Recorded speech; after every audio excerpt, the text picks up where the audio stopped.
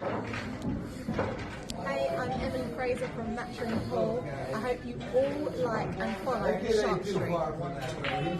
Hi, I'm Lucas Casaver. Join us on the Shark Stream. Hello, I'm Salotto, and join us on Shark Stream. Hello everyone, I'm Francisco Sanchez Ruiz. Join us to the Shark Stream. Let's go!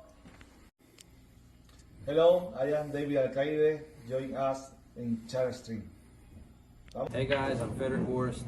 Join us on the Shark Stream. I'm Christina Tkach. Join us on the Shark Stream. Hey guys, it's Jason Shaw. Join us on the Shark Stream tonight. Hi, I'm John Moore. Join me on the Shark Stream. Hi, I'm Savannah Easton. Join us on the Shark Stream. Hi, my name is Georgia Georgiev, and you can join us at the Shark Stream.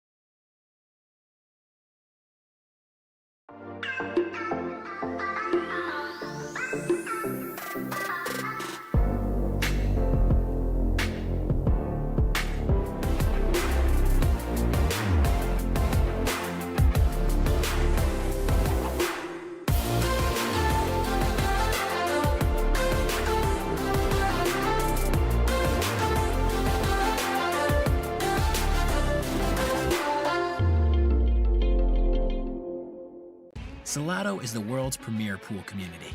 Playing your friends has never been more fun. Raise the bar with Salotto so regular practice can become real pressure. With monthly prizes and cash payouts, Salotto brings pool to the people. You can even submit match results to Fargo Rate through Salotto if you want, but you don't have to. Your race, your place. Make your matches count with Salotto. Download now and get started. No minimum play per month. 8, 9, 10 ball. You choose. It all counts.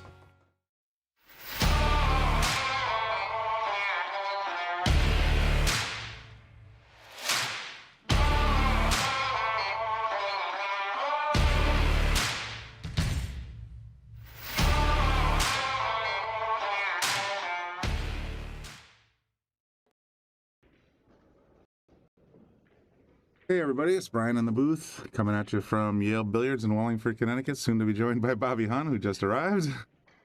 Hey, what's up, Bobby? Started yet? The feeds just went hot, so I went live, and Shane's already got 14 balls.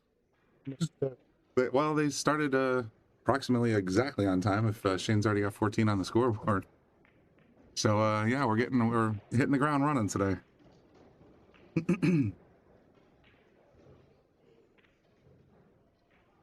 There's Christian. If made these. Oh, very nice. Cranberry.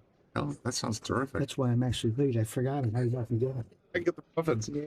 It was for a good cause. So yeah, Shane came out of the lead swinging. Apparently, I missed the first rack, and there he is. Been very, very strong so far in the tournament. Everything he plays, he's great. That's the scary part with that, isn't it? The straight pool matches yesterday. Just dominated. We were out here in 30, 40 minutes. Dominated. He's definitely a favorite for this field, and I'm looking forward to seeing him play again. It'll be a lot of fun. Cheers. Yeah, that's me.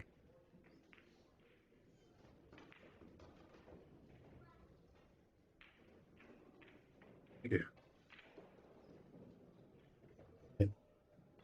He's one of my favorite people to watch.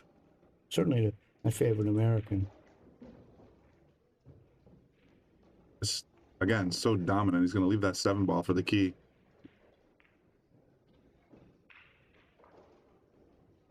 I hate to be, I'm not to say anything untoward, but I hate to be Max right now. Just sitting there in the chair, just like, man, I'll go rack again. Max, you're sitting there knowing you can play your best and maybe not get to the table. You're absolutely right. Every time this boy gets up, I think he's ready to run out. Doesn't matter what game it is. And look at this break shot. He's got it perfect. I always say the same thing. You want to leave it between the side pockets, north of the break ball. and look exactly where Shane left that ball. Perfect. Just absolutely perfect. You don't have to stretch out too far across the table. You got a nice clean look at the break ball, and the rack's just going to explode. Meanwhile, the carpeting looks terrible. When you say explode, looks like they dropped some paint on it. And it sure does, but I don't know. I guess if you spill a drink, you won't notice. I guess. Maybe that's why. Here we go, rack number 3. 28 in the bank already. Are they still going to 125? They sure are. These are delicious. They're the best ones she makes.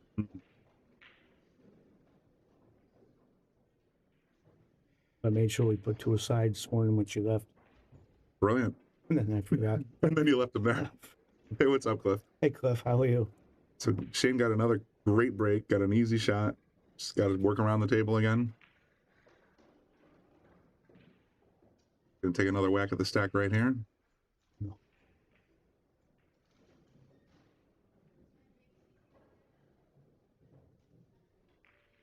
Nice and easy. Yeah, beautiful stroke. I love these diamond one-piece slates because you never see a ball roll off, you know, where the seams are or any place.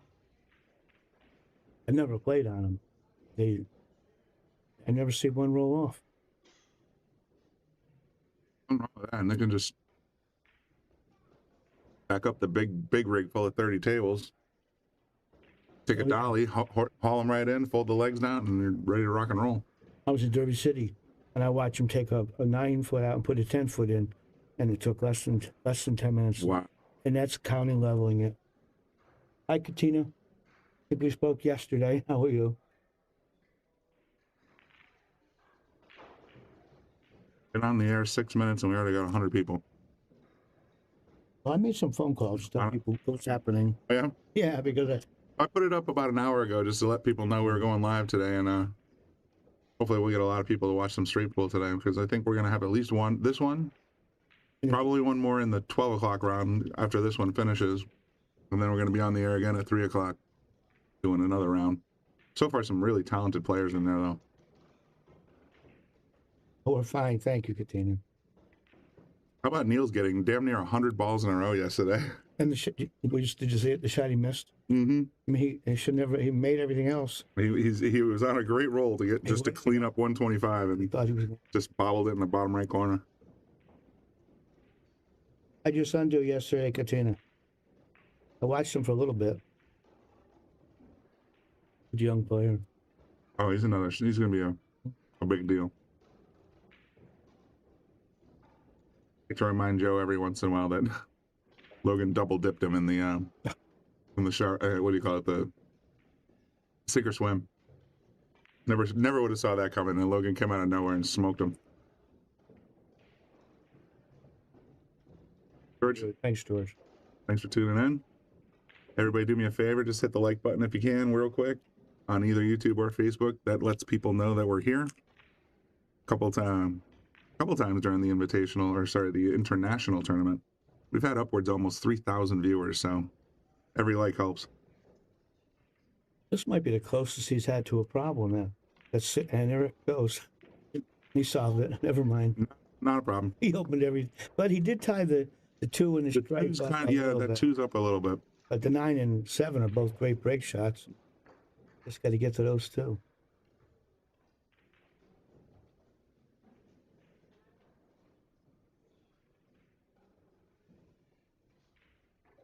Yeah, Scott, when I grew up, Scott, everyone played 14-1 straight pool.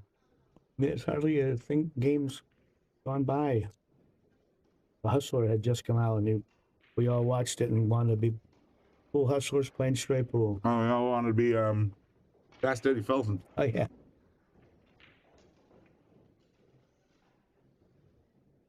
Even know if the bonus is for 100 ball runs.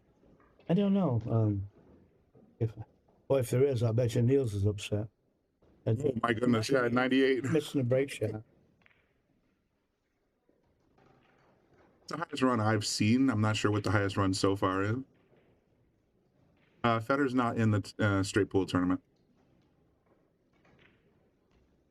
If you want, I put a link early on in the broadcast. I'll put it in again. You can follow along right on Digital Pool. There's the groupings, there's the live pool scores. There's all that information's right there. And if you want, that link on the bottom of your screen will let you get the pay-per-view package, all the matches that have been played so far, and all the matches that will be played live and on demand. Check out that link at digitalpool.net/AccuStats and use the code TheSharkStream for a discount.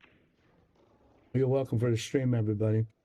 Oh, it's my pleasure. I honestly, when I found out they were doing 14-1 at the International, I signed up right away for like, oh, which days are they playing straight? I was shown a lot of it. I didn't expect it.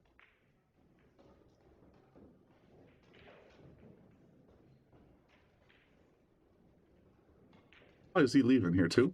He's going to play the 2-6 and then use the 7 for a break shot. Think so? Yeah, it makes sense. Playing. It's a little wide, but it's not bad. He just has to get the cue ball close to the. Yeah. For a little bit here, and he should have the back half of the pack. He'll be fine. We have it, 42 in a row, right off the gate. I got in his booth at 12 o'clock. He's had to start a minute or two early. Yeah, at least 5 minutes early, you would think. But I tell you what, I turned the feeds on. I called Zach this morning. I said, hey, the feeds aren't hot. And he's like, I haven't assigned the tables yet. And as soon as the feeds went hot, Shane already had 14. So it's like they just walked over. They must have been playing and then saw that the screen went live and said, okay, well, I'm already 14 ahead. Ding, ding, ding, ding, ding. Has Max done the table yet? I don't believe so. I mean, he might have broken, and then Shane just started running. Remember, I was at a tournament once. Mike Zuglin drew Mike Siegel, and Mike won the flip. Mike Zuglin broke, and Mike Siegel ran 150 and out. What? And I asked Mike Zuglin, I said, what'd you do wrong? He said, I dogged the flip. I showed up at the table. Yeah. Siegel was a great pool player. Oh, he was, absolutely. Mike Zuglin is too, that most people don't. No slouch. No one really knows him outside the East. Yeah, I know him Really from the good tour, but I don't know him as well as a pool player. Got to figure he put his dues in, though, to have such a following. I must have played him 50 times. Look at this. He's just a mechanic. Yeah, I want to say there's a little problem here. But He's not the one. He said, well, I was thinking the way these are tied up, three stripes in the middle. But he seems to have no problem figuring a way around there. He'll chip away. Esther, I totally agree. Fargo, yeah. If you can run 100 balls, now my best is 78, but someday I'll get that 100 balls in there. Someday. Especially if it starts making a comeback. I've been getting a lot of players playing old school games. I got a lot of players playing pill pool in the recent weekends, and I'm gonna. We missed. We missed. I can't believe either can he. Eddie wants to throw that stick right now. Yeah, that's a frustrating miss because he was just looking ahead like I do, looking at the next ball, looking at the ball after that, and he just sort of missed. Kept his eye off the 7. And this was the easiest one. This is the straight pool from International yesterday over the weekend. Straight pool. 4-day tournament, day 3. The standings right there on digitalpool.com. Go to the International Open, and you'll be able to see all the data that you want. Live scores, brackets, groupings, all that good stuff. And big thanks to Digital Pool for sending us this information, or sending us this feed, so that we can bring it to you guys. It's a big, big deal. It's awesome of them. Very generous.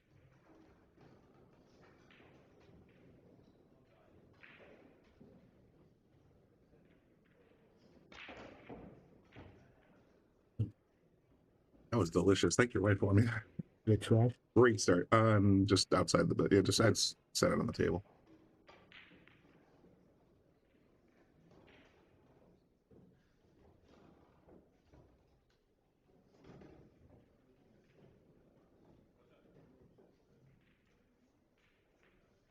Advanced ball banger. Yeah, Scottster's got a 74 ball run. Oh.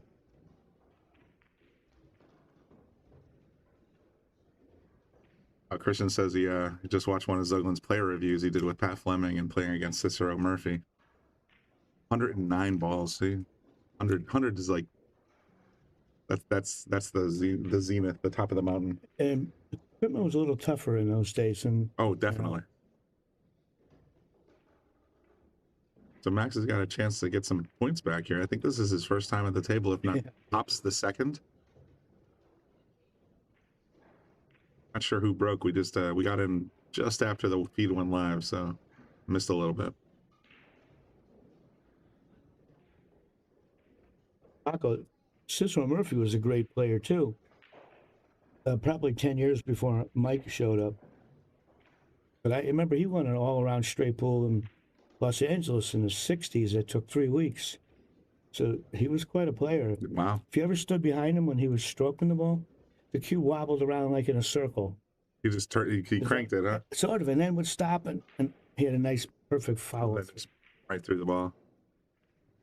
Yeah, I've noticed a few players have a very unorthodox stroke. Yeah. I go straight back and forth, but I see some winding up like a locomotive and then finally pulling the trigger. When I started playing pretty good, some of the my heavens, 200 table, 15 million. When I starting to play pretty good, I thought the old timers would tell me what a beautiful stroke I had. So I was pretty full of myself for a while. Of course. And then I watched people like Cicero with a terrible stroke, and Hopkins and Keith McCready, and I realized this stroke wasn't as big a deal as I thought it was, because theirs were all over the place and they were great. My ego got deflated a little bit.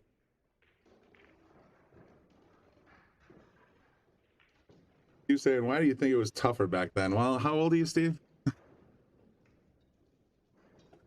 I'll give you a couple of quick. We got 125 years between us in the booth right now, and the fact is, the equipment was not even close to what it is now today. No, I mean, the table specifically. The tables had heavy nap felt, so you couldn't draw the ball 4 feet with a ball in hand.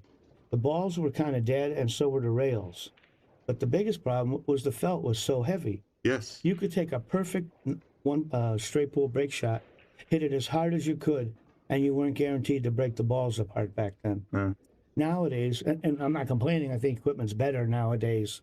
Yeah, the cloth definitely is. Yeah, and the balls have more life, and the cushions have the super fast. You just have to hit it like half speed now, and it does you're guaranteed to break the rack. It shoots right in, yeah. That's why I liked watching Steve Miserak play back in those days. I think he wanted to get that other stripe. He was the first good straight pool player I saw who would hit the break as hard as he could. You had to hit him hard just to open him up. And that's just my thought.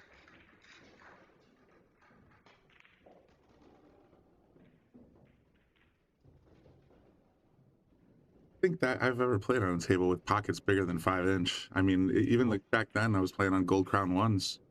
And they were still, the same 5 inches they are for the most part today. I don't remember playing on bigger ones. Nah, not at all. When the Diamond first came out back in the 90s, they had a normal size pocket, but there was no shelf. It stopped right at the point. Right at the outside. So they played like 10-inch. I was going to say they dropped out everything. He fixed that within a year or two after he started. It's an interesting break shot he's got here. He's got to go outside and back in.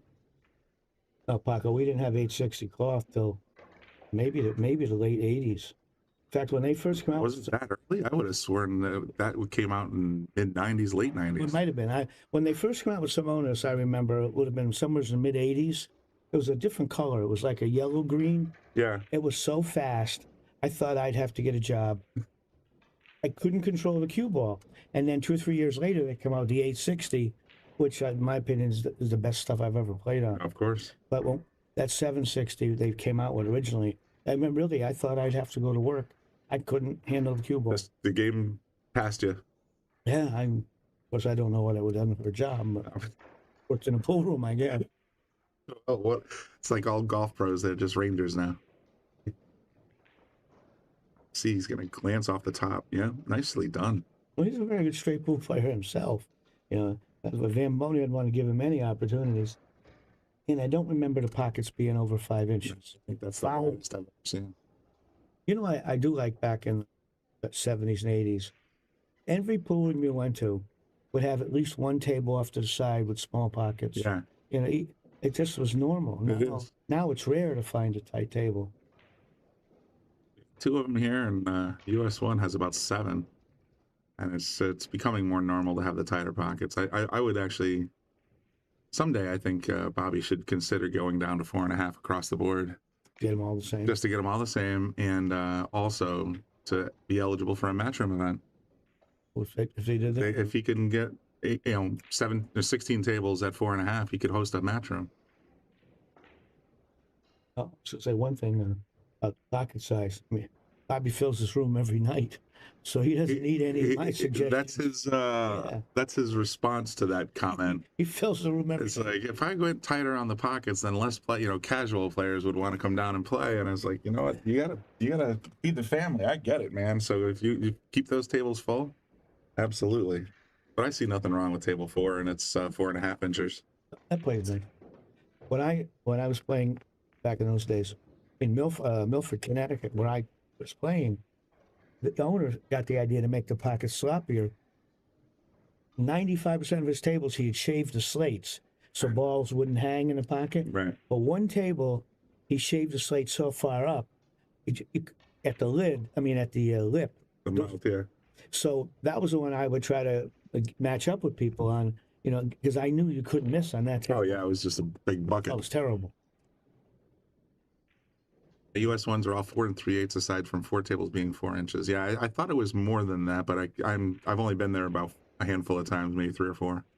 Been going pretty much every weekend for the last few weeks, but it's I'm getting used to them. I think these diamonds are beautiful to look at. Just everything about it just looks right. It's a great TV table. It's a great playing table, and apparently they're quite portable. But cheaper than I expected. Yeah.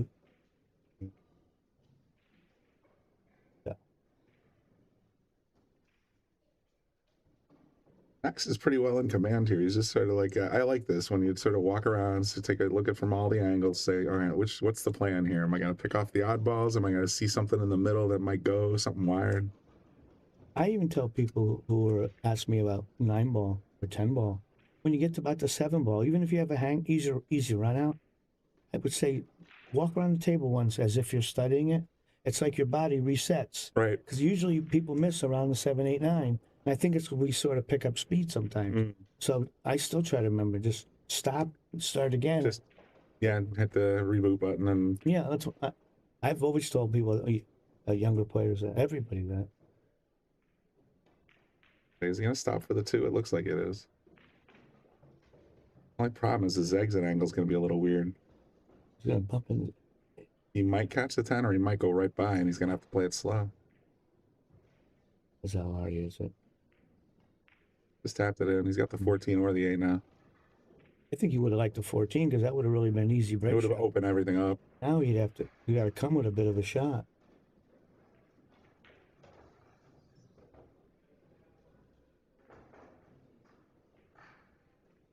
Ghetto Granny, huh? That's a good name. Hold it back for the 9 or the 14. I hear that. It's pretty shot. Smooth stroke. Caleb on Danger Shark, man, you gotta love some of the. I do love some of the names. Generally speaking, YouTube has the more outlandish names, but that's Facebook. Caleb on Danger Shark. Yeah, I love some of the names we see. Ghetto Granny.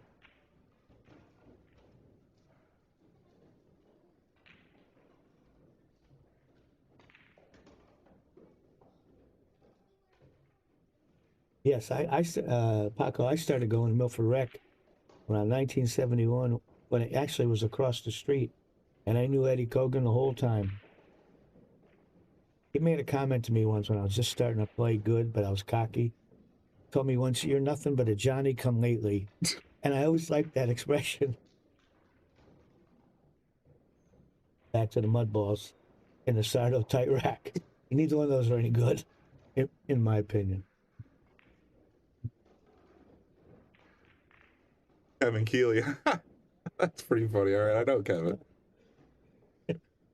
Yeah, I've gotten to a little bit of an index now. I know Paco's Christian. I know there's a bunch of people on YouTube and Facebook that I can recognize, but yeah, it's good. The names are always kind of interesting.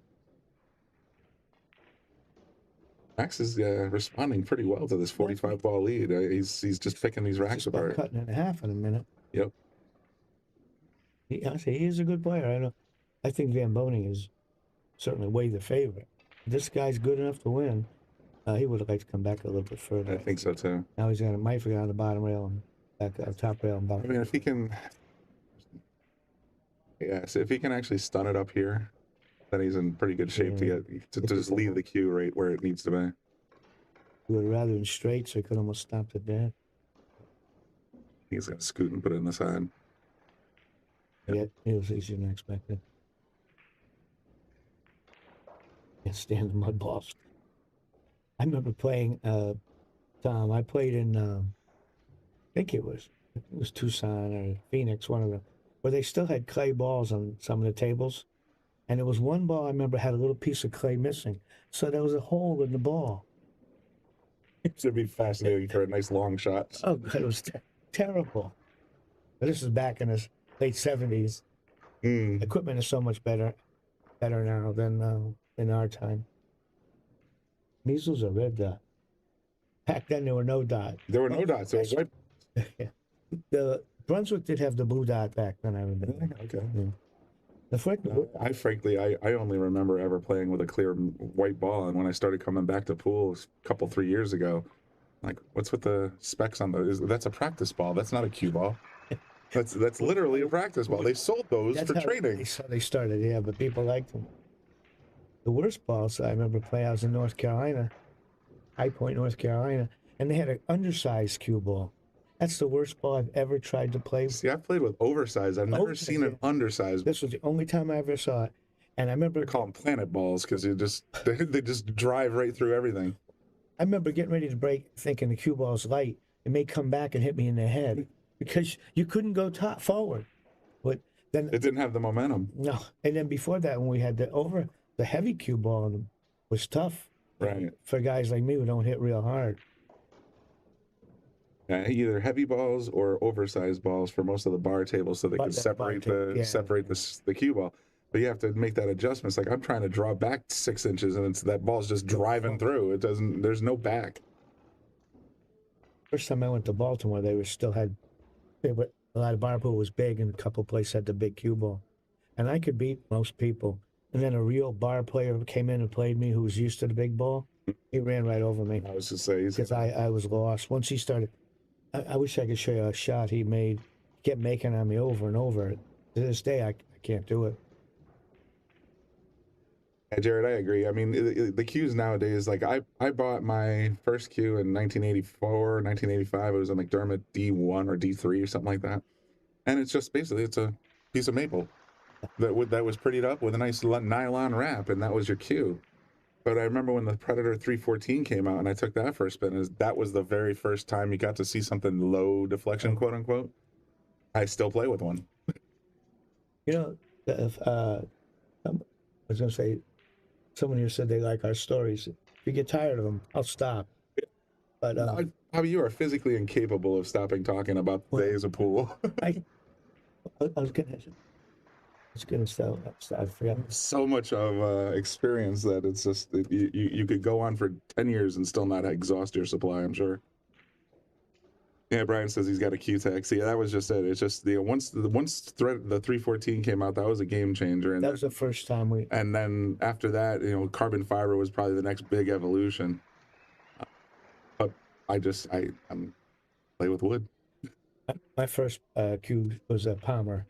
It cost $50, and I wish I still had it. It was a neat stick. I'm sure. Yeah. I think mine was just a generic Kmart special. Like it might as well have been a mop handle, but it broke in 2 pieces, so you felt like a big shot. Well, a 3-piece in Okinawa when I was in the service, and had a little special case for it. Oh yeah. It was all 3 joints were crooked. You couldn't have handmade it, but I was excited. I had a 2-piece. Oh. That meant you were a pro. I thought so. Or final best I haven't seen. That's just way too much. Wood core fiberglass bonded. I have a story about when first time any of us heard the word deflection. Mucci was the first one to use it, as far as I remember. I'm going back a long time ago. and they were, but we always called it squirt. That was it. It was squirt. was We squirt. called it squirt. But he started calling it deflection. So I was at a tournament in Atlantic City, and I'm sitting with a player, Bobby Hunter, a really good player. We're sitting there watching Jimmy Mattia play, and Jimmy and Bobby were friends. Jimmy had a brand new Mucci, and they're selling at zero deflection.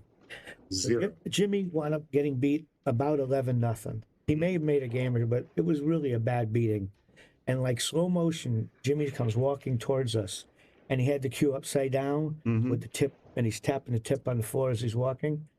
He comes to a stall, halt, rips it up and bangs it into the ground. The shaft just exploded. Oh, wow. He goes, there's zero effing deflection.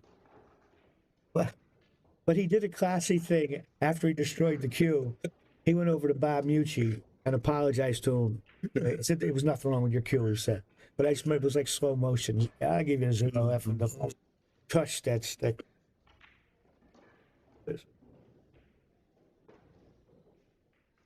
Enough story. Oh, that's too funny. I love it. I've seen a number of players breaking a number of cues in various events, and that's got to be my new favorite. That's my new favorite. I got your deflection right here. When I started in the 70s, you could buy, my first barrel bush was $200. Shafts were about $40. So people were always whacking and breaking cues, but now everything's so expensive. I don't even want to ding a ferrule. Oh, I got that cue back, that Predator I got back from Drexler, and you did a beautiful job. And I treat it like white glove. I don't I walk around the room with it. Just it's under my there's no chance I'm ever putting a ding in this thing ever. Where I remember walking around back in when I was younger, and you'd whack it against the side of the table. You didn't even think about it. It was just no big deal.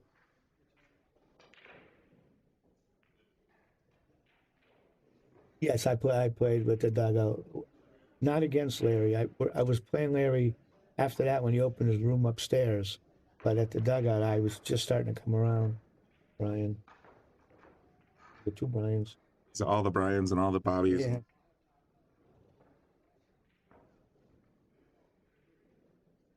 I've never seen it. I got mad once and threw a ball against a wall, concrete wall, and it cracked. But I never. Now, getting back to the clay balls, I've seen those things crack. Oh, I'm sure they just explode. I've never split one though. Like shooting with a half-boiled noodle. That's a great description of it. It's funny. I was playing with I forget which cue I had, but Bobby was lending me one when I was getting my cues repaired, and I remember thinking very similar that I was playing with a piece of spaghetti. Because it was just so wobbly, that shaft. It was like you could actually just see it going, whipping as you're wiggling it. It's like, can I get one with some actual strength to it, please? Pool cues equipment come so far. Oh, sure has. We didn't. Going back to when I started, you had 3 different tips to choose from. That was it. Now there's 300, and they're all good. And then cues, there were only like 3 really good cues in the 70s. Now everybody makes a good cue. There's a lot of custom makers. There's a lot of mass market makers. Stephen, we don't know what the high run is. Steve, the highest run I've witnessed is Neil's, and he put up 98 in a row. Yeah, we saw that. But I haven't a clue exactly if somebody else has done even more. Well, there's Guama. Saw him playing in the 9-ball open for a while. He placed, actually. I think he cashed. Yeah, I think he was top 16. Yeah, he did very well, especially with these fields. Man, that was a killer field. It's a tough field. Funny how straight pool brings a bunch out guys you never will play other games with that come out for the straight pool tournaments. I think there's an old following. I think straight pool. I still think so. It's the best game to learn first. Absolutely. Because you learn all the other games, and when I used to play a lot. Anytime I felt like I was in a slump, I would go play straight pool myself. Just play by yourself? It seemed to fix everything. Yep. I do the same thing. Mm-hmm. Just rack up 14, put one out there, and just start running. Jeff Gray says Beato 125. Beato had a 125? Wow. If that's true, then I haven't seen it, but that could be. I could see Carlo doing that all day. Great play. He got a little short on that. Yeah, he's a little weird. You talk about the different felts and things. I remember being at a tournament back in the 70s where Alan Hopkins ran 50 and they had a standing ovation. Yeah. Now everyone's running 50, like it's 100, like it's that used to be huge, very rare back then. What else? Beato said, all right, so we got a couple people agreeing. Beato ran the match. Oh, and the 131, I guess. Well, 131 is 6 balls too many. I guess he was just saying, I'm not done yet. Sure. I'm not done yet. We aren't at that actual location, so. Yeah, no, I mean, I can check yesterday's scores and everything, but if there is a 125-0, that would be sick. He got a little It's very straight. Maybe he might be able to catch the corner on the other side. Like follow up through the pocket. Yeah, catch it over. And that, but it's still going to take quite a stroke to get there. It's going to take a lot of following. If he gets a glance on the corner, that'd be much. But he's already clawed back all 45 balls pretty much. I'm talking for 39 balls, I guess. We have a tendency to sort of run on. Wow, we got a lot of viewers for Monday morning at noon. 483 people. Good stuff. I'm glad there's such an interest in straight pool. It's awesome. Wasn't 125-0. His opponent missed, and then Beato didn't miss from 0. Just like, all right, let's do this. That's fantastic. For his opponent. That is fantastic. I have another story if you want to hear it about running 100 balls. Go for it. This is back when in the 70s, I was just starting to play pretty good and not as good as I thought I was, but of course nobody is. I thought I was a good player. I went and played a tournament in Salem, Massachusetts. You got a few out. Got enough help to break them. So as you walk in, there was a counter, and then behind the counter there's a wall. Had all the 100 ball runners' names all over the wall, you know, with the little stories about running 100.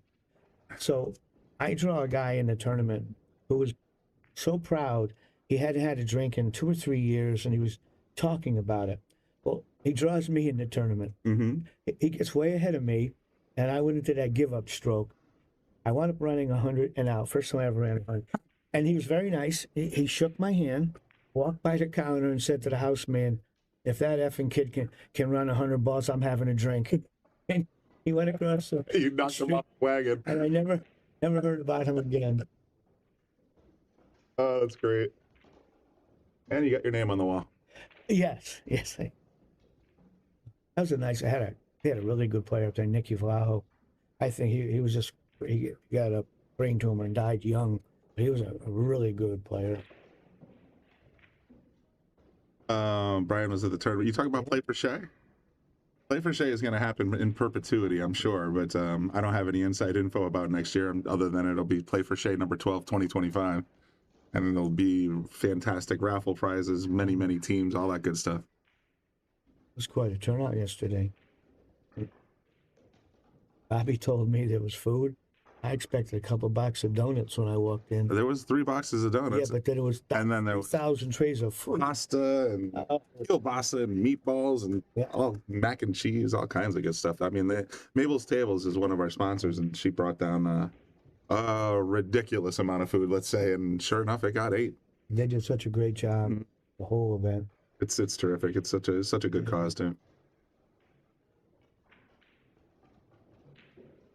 I'm gonna finish 17th to 20. Oh, okay. So I thought he got to the 16.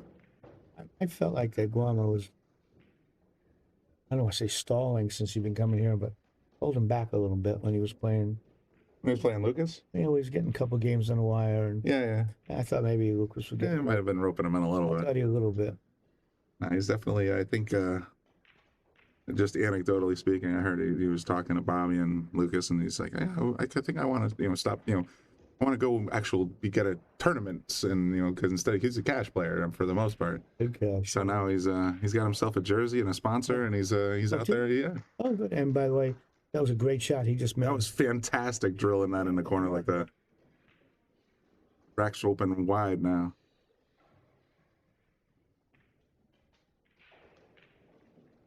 Oh, that's pretty funny. Caitlin says they actually didn't let him finish his run. You say 107. Nope, Shane, you're over here. That's just it, man. He's a so good. fantastic shooter, and it's just say, all right, nope. You got to go over and play 10. Now you got to go over and play straight. You got to love that name, Caleb Vines, Danger Shark. Danger Shark. That's a great name.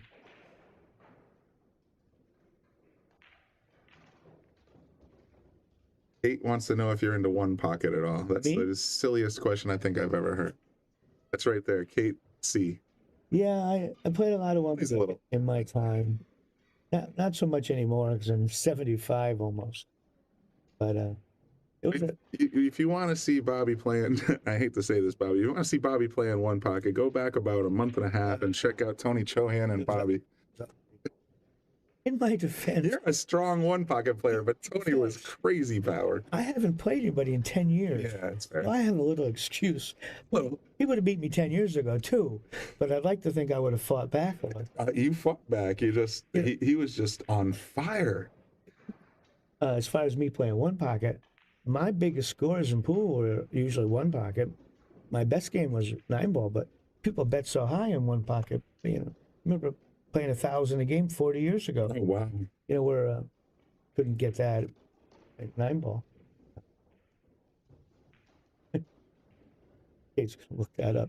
I'm embarrassed the way I played. No, you looked fine. It was just that if you watch this set, Tony was he was taking chances and getting paid. And there was nothing you could do about it. He's a great player. That's the way it is. Don's wondering who the commentator is. My name is Brian Brennan. I do a lot of commentary here. This is Bobby Hunt. He's usually with his friend Brian the Kicking Chicken. But not feeling well. Yeah, we're partnered up today, and we're doing a little straight pool for you this week. So that's how it works. Kate Katina, Brennan. So you're right there. At least you got the Brian right. Everybody spells it with a Y, and I don't like that.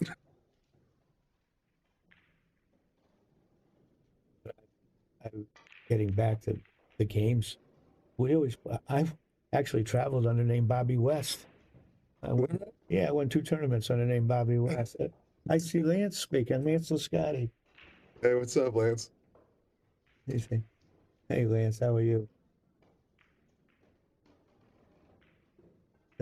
And we got 2 Bobbies, 2 Brians, a Teddy, a Clint, a Joe. But for the most part, it's one of the Brians and one of the Bobbies for the most part. Well, Lance Lascotti says hi. There? His father was royalty in pool. Absolutely. I was like his gopher. I played him dozens of times, and he beat me more than I beat him. But I thought the world of that man. Absolute legend in pool. Yes, well deserved. Max is taking the lead already. He's at least 6 balls into this rack, so he's got to be ahead by at least 3. What's up, Colleen? Bobby West and Larry Scott. Look at that.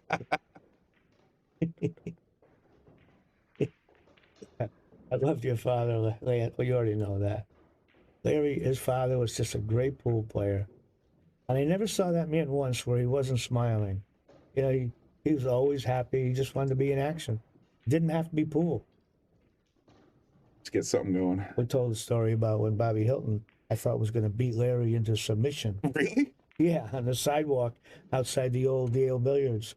And Larry wouldn't stop. I had to give Bobby $100 to save us.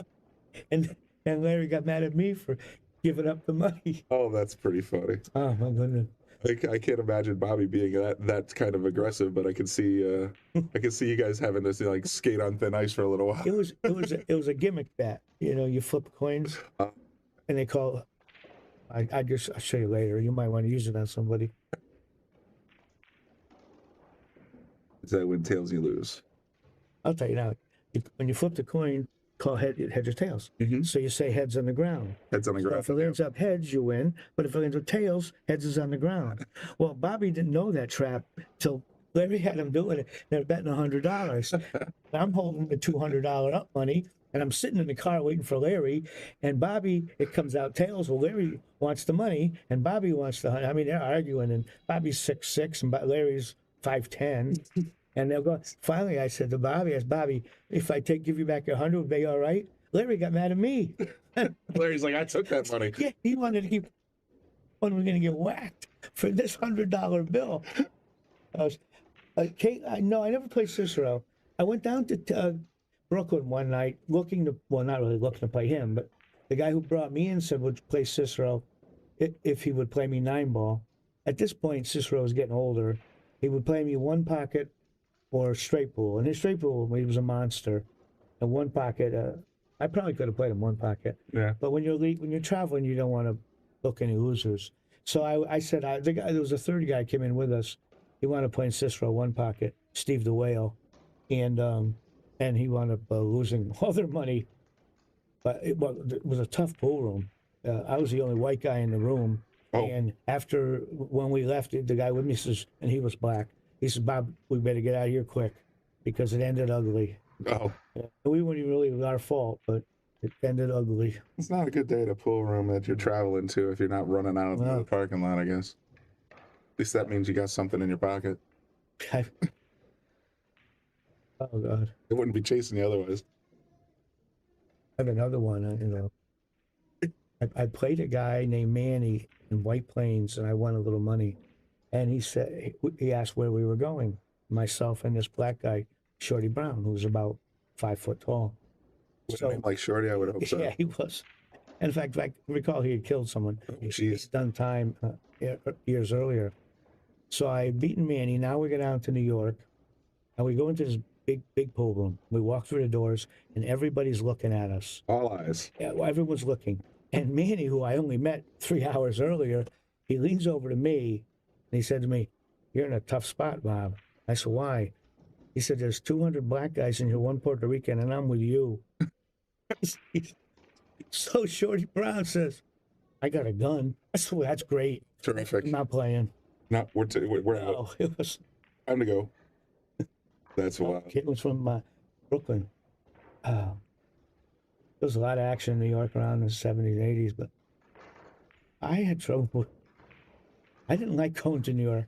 I was expected to get robbed outside the pool room. So I never. You just assume at some point that's the way it's going to be.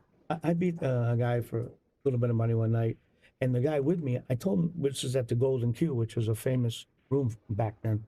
I made him drive on the curb up to the front door.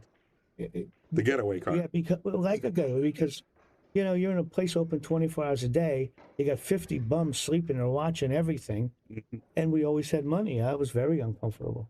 I would be too. Now I'm not even going to ride down there. Yeah, Max is on a hell of a streak. He's got he came out 0, and now he's at 53 plus, doing just fine. Shane was looking like he was going to dominate again, and then he just bobbled that 7-ball, and he's been sitting ever since. Yeah, it was fairly easy 7-ball. Maximus Prime. That's a good name. Seen a Mad Max. Now we've seen Maximus Prime. We got all kinds of good ways to play that. Sounds like we got a beer delivery out there. Okay. I'm guessing that's a delivery truck. I'm not usually here this early. Oh. Look at him. He's just opening up the rack and just playing all the right shots. The only problem I could see, not that there's a problem, but getting on that 8-ball by the side, that could be a little tricky. I'd be trying to find a way to get there.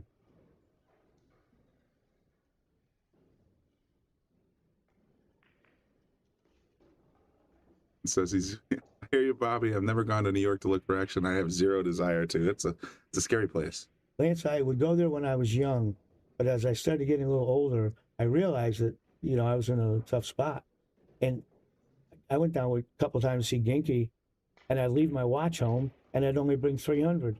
Let them rob the 300 if they want. Yeah. But and then I just stopped going. Just wasn't worth it.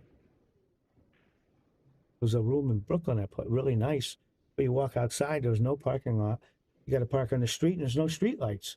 And we all have money. I was going to say, you're just looking to get rolled at that point. Yeah, so I just stopped.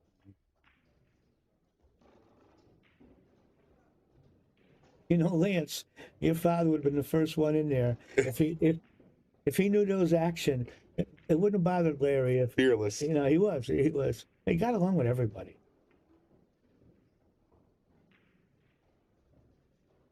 Yeah, I don't know anything about Cash Apps and Venmo. I still carry cash, Angela. They're barking up the wrong tree there. Somebody's looking at here. I would think this might be the time to try to get on that 8 over there. I think that's what you might be trying to do right Kind now. of laying. That's not a bad spot. Still strikes me as weird when players down here have an action match, and then as soon as they finish the action match, both of them are on their phones exchanging. Yeah. And I'm just like, that is so bizarre. It is. If you didn't have cash in your pocket, I wasn't getting to the table with you. Never mind this. I got to go to the ATM nonsense. But I think that's the way our country's going. It is. I was at a gas station. Cash free. I went to a wedding in Vermont. They wouldn't take cash. Bitcoin, you know. Yeah, but Bitcoin, I barely know what it is.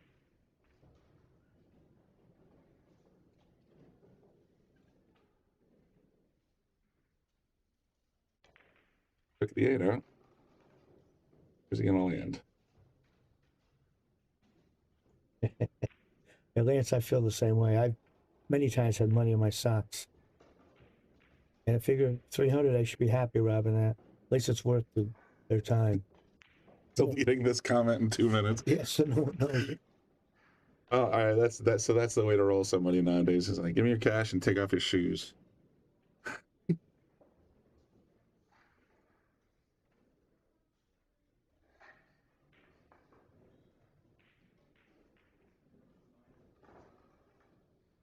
You're welcome, New Jersey pool player.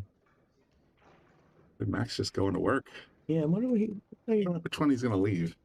I don't know what he was trying to do there. He got a little funny on the. If he's playing for the 7, yeah. I mean, he got to let the cue ball run a little now. They're laying tough.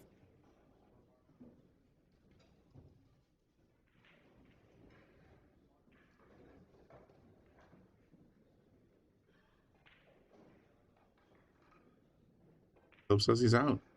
Well, let's see what happens. If he gets these, This 7's a bit of a tester because I mean that set balls is just kind of just laying the wrong way. Like trying to find a pocket for these guys is going to be tricky. I'm thinking shooting at the 7. If he catches the side of that stripe, he's in trouble. He's going right at the corner. Mm-hmm. And he's well past it. Let's see what his pattern is. Going around the world. Decent tap on the 6 though. Yeah, that might help him. That'll work. Hey, Andy, how are you? Andy.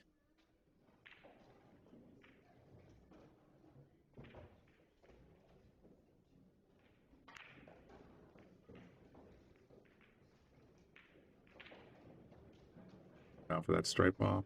Take out the 2, leave the, it looks like the 12, I'm thinking here. This guy. That's your key ball. I would think so. The way they're laying. I don't see, there's no real pattern here. He's got to kind of make his own. I mean, I would think he's got to start with this, whatever this stripe is here, 15 or 14.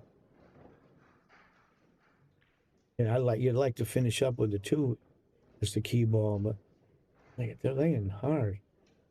Oof.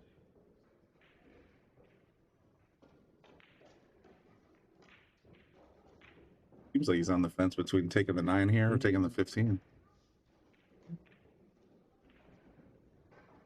Go all the way up into the corner and draw. Yeah, I think so. I'd shoot the stripe. I'm with you. I think I'd start here and just sort of kick up. I think they're both tough, and I'd rather have a 4-foot tough shot than an 8-foot tough shot. Hell yes, I'm right there. I mean, that's the game of straight pull. If you're shooting anything over 3 feet, you're doing it wrong. Yeah. I remember, I think it was Moscone. I got to see him play about a dozen times.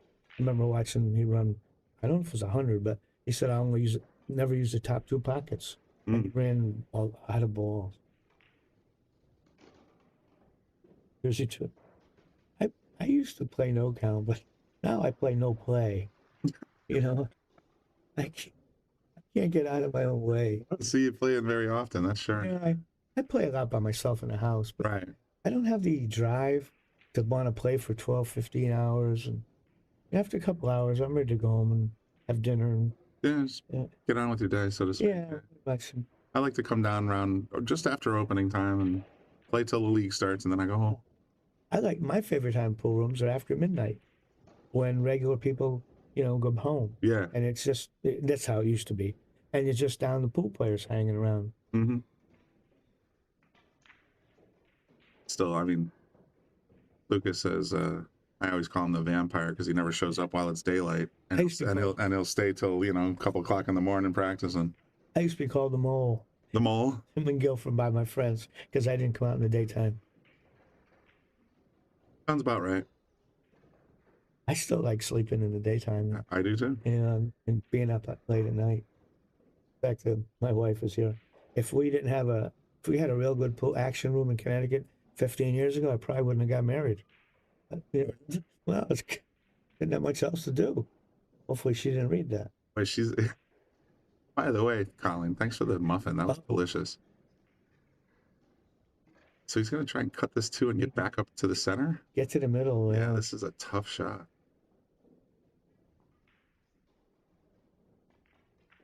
He made it. He overcut it. Oh, he did overcut it. You're right.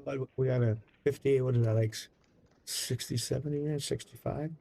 Looks like, well, let's see. There's 2 on the table, so that's 13 more. So 70 or 66.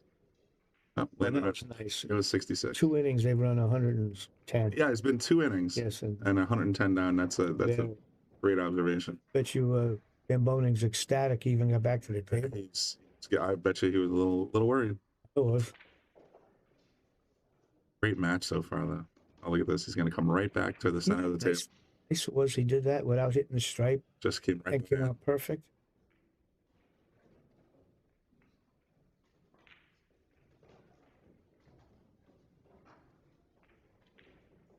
That's interesting, Lance. I mean, with few exceptions, Yale closes on time, but there have been exceptions. You know what? In my era in the 70s, every pool room would stay open late. Yeah, I mean, you'd pay double the table time. Yeah, of course. But it was just part of the pool room. If 2 guys are gambling, they let you stay late. I have no doubt, Lance. I was hoping you'd open a room while I'm still healthy enough to see it. That would be yeah. Shane's off to the office now, so he's got the first one and opened it up. How nice that break shot was. That was beautiful. He's got the 10 as a hanger, so he can get a little experimental if he feels like it. I don't see any problems there ever. I wouldn't, if I had a choice, I'd try not to hit the 9. But that's a great break shot for next round. That's the one you want to leave. Yep, I agree. First time watching straight pool, whoever gets a total of 125 first wins the straight pool game. I'd like to pronounce your name, but I have no idea how to say it. Yeah.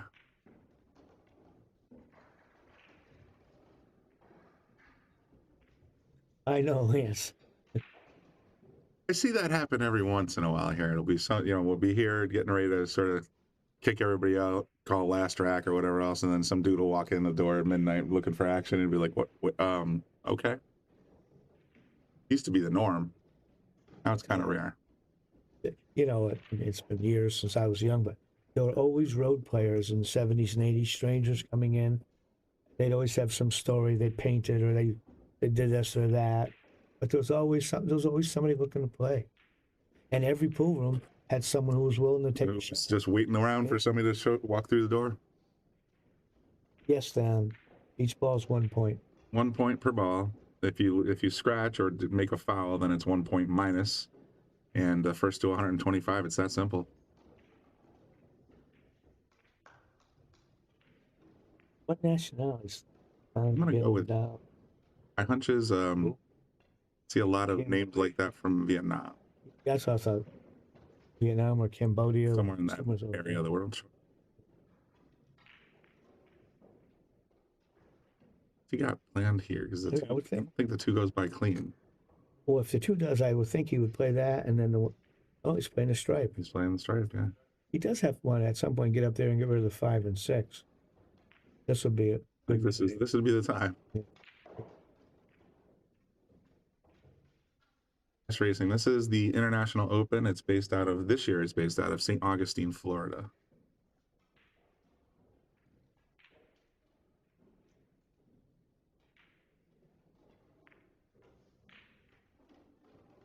Gonna go around the back of the pack again. I thought he would take the 5-6 out at that point. Yeah, I thought he would too. I was in the area. I might just draw back up for this one. Closeness. Yeah, pros make every game look easy. I would have liked to see him give her that when he was over there. He's running at a pretty good clip here. I mean, he's just tap, tap, tap. You know, some of the guys we've been watching are a lot more deliberate, let's say. Oh, yeah. Brutally deliberate. Niels. Didn't think he was going to run 125 in that match. See that now? If 5'6" wasn't there, He'd be done, yeah. I'm sure he'll figure it out. Still got to do a little cleanup. If there's tournaments like this in North Carolina, I haven't heard of it. And that is North Carolina, like NC, I think. Yes. I lived in Greensboro, North Carolina for 4 or 5 months one year. Yeah, I honestly, this is the first time in 2 years I've seen a straight pool tournament, and I was like a moth to flame when we had the opportunity to broadcast it. I don't see very many, and I've talked to Bobby a couple times. I used to run a straight pool league, and I had a lot of fun doing that. But I would love to get just let's just make it a 16-person straight pool tournament someday. And just Michael Ungen did that at his room a few years ago, straight pool league. I don't know if he still has it. Oh, we must have about even now. It's interesting in an age where all these players have these incredibly ornate and elaborate cues, and then you look at Shane's and it's like black, white, black, white, black, white. Simple as you can. Just as simple as you can possibly get, but man, he makes it look sharp. Assia says Wilmington, North Carolina. Played a guy named Peanut Bailey, Wilmington, North Carolina one night.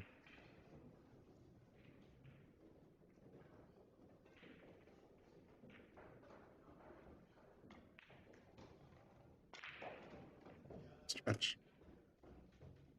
Here we go again. Big wide open rack. I stayed in Greensboro, Tom.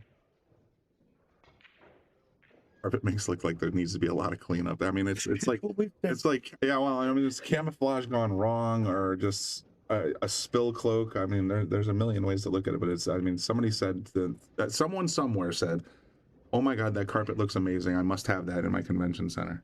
Oh. Someone somewhere had to say that. Yeah. I thought when we first saw it the first day, they'd ripped up the old carpeting. That was the good. Just left it behind. Yeah. Can't believe people paid for that. Yeah.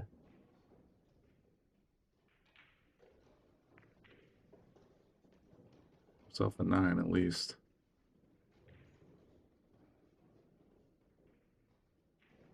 Gonna go into the rack, or is he gonna to avoid it?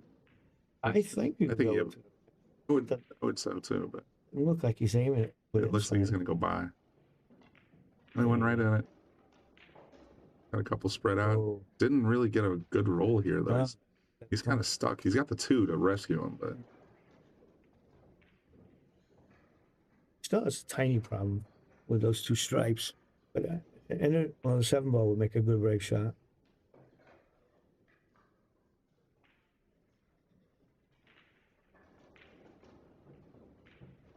loves the carpet. Yeah, look at Kyler said. Looks like a massive Chemical spill. Can't argue that. It's like this. Look at how the I guess that's the 8 something right there in the stripe. That could be a problem unless it goes in the corner. You're looking at these CIs? Yeah, I mean, unless he can do something right now. If he rolls forward, he could probably play a touchy combo. But yeah, he's going to play the 7. He's taking the 7. I thought he might. No, I think he's gonna. He was playing for that stripe. Oh, the cut. I think so. He's got enough room. Sure, he's definitely standing that way. That is an issue he wants to take care of.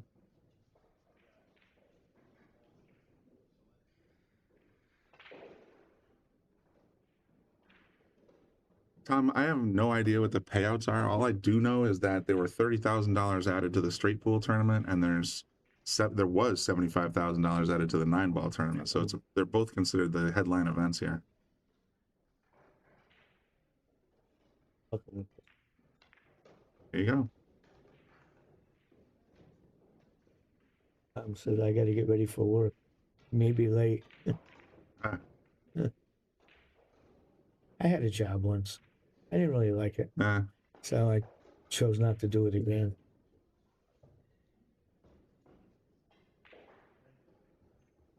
A lot easier to make pool money at pool in the 70s and 80s, and it was so cheap to live back then too. Well, he did fix it out. Now he's got that same thing on the other side. Another little issue.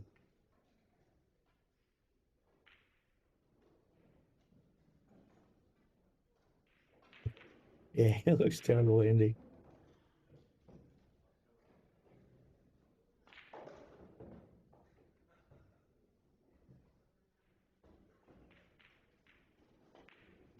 He'll be floating back and forth on that rail, and I think he's going to end up settling on the 6-ball, but Right now? Yeah, I think so too. You do have a break with the 7 over there. What does he need? He still needs a bunch.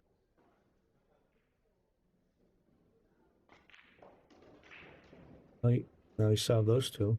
Yeah, he's got the 10. Still got to get on that 1 and 15. Michaela, that's the best. If you can get paid to watch pool. Yeah, we have quite a few players or people that tune in, and they'll tell me, like, Hector's a great example. He'll send me pictures actually from his break room at work, and sure enough, on the big TV in the break room, he's just sitting there on the chair at the table, just having a bite, and just watching, having a coffee, just sitting there watching Shark Stream on there. He's got a few coworkers addicted to the Shark Stream as a result. I was in Derby City last year, and I had a couple of Shark Stream shirts with me, and 5 people stopped me from around Ohio, Indiana, that area of the country. Mm-hmm. They all knew what the Shark Stream was. That's fantastic. They saw me wearing the shirt and came up and said something. Yeah, one of our loyal viewers, Frowny the Game Cat, has gotten a couple of Shark Stream pieces of merch, and she's got some patch on her case, and she's got T-shirts, and she says that people say the same kind of thing to her, and it's like, oh my God, I know exactly where that is. It's cool. Well, Katina, you are lucky to work from home. I work from this booth. How about that? One of my favorite things about being a pool player back in those days, driving home at like 7 in the morning through New Haven, and you see the traffic backed up on the other side. Everybody going to work. And I was happy I didn't have to do that. The counter commute. Yes. It makes that shot look easy. Coming off the rail like that, I'd be nervous. You just popped it right in. Kevin, what happens if the last ball is left in the rack area? So here's you take it and spot at the other end of the table. So the rack if a ball is in the rack area, and then he's exactly right. You put it on the head spot, and you leave if the cue and the ball are in the triangle, then you have to put the object ball on the head spot, and you still get ball in hand in the kitchen.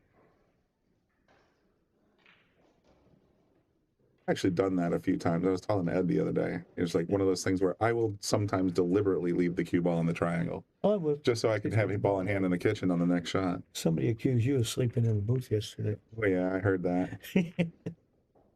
Well, look at how he worked his way there.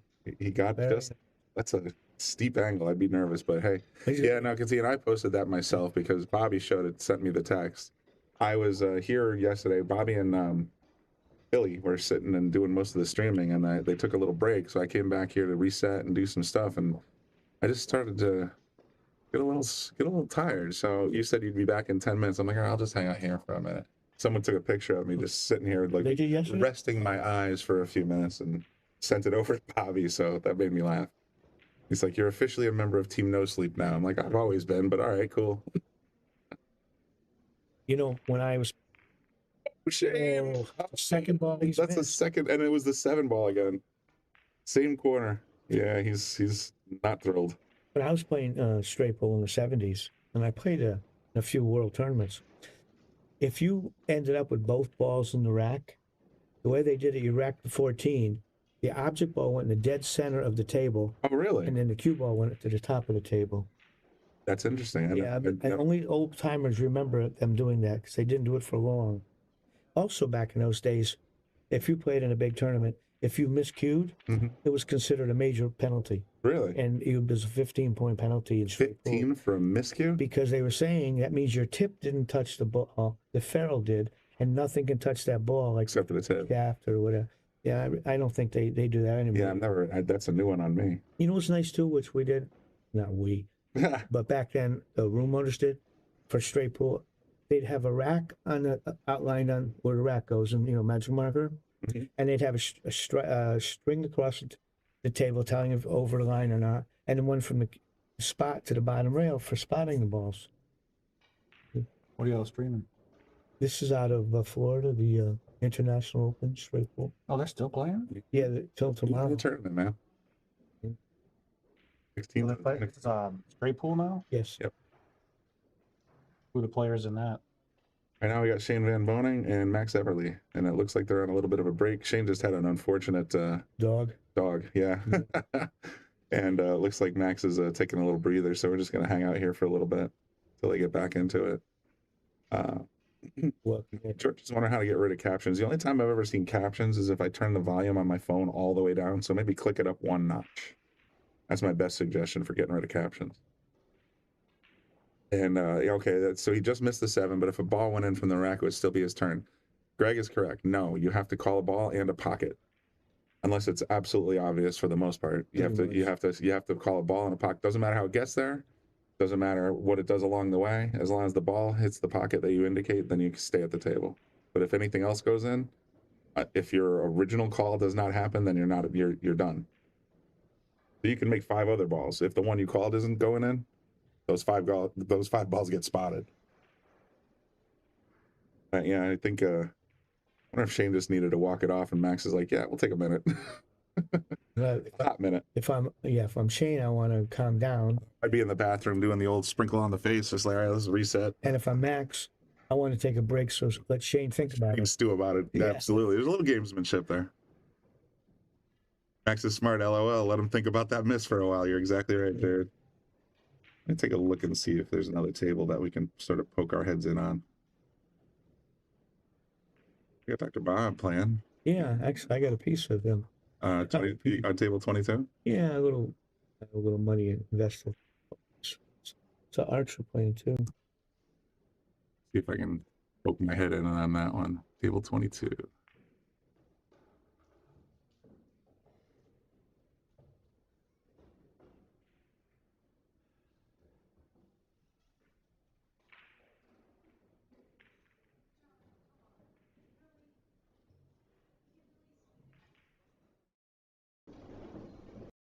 If you make the original one you call, Steven, you do get credit for any extra balls that go in on that shot.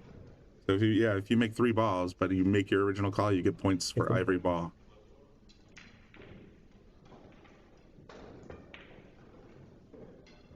Oh, if we're packing it up, or what's going on here? Well, costing us.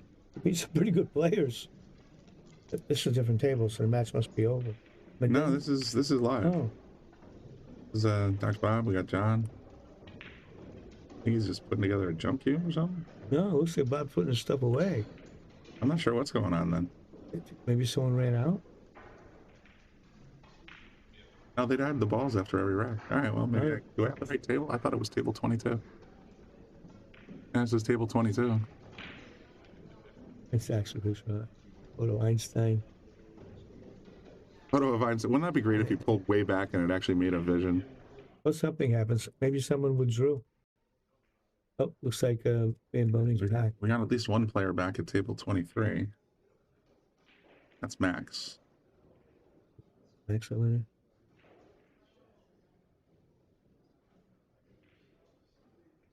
Yeah, triple foul, that is a 15-point penalty, isn't it? 3 in a row, yeah. 3 fouls in a row. It's a total of 18. Yeah, you get one per penalty and then 15 for the major.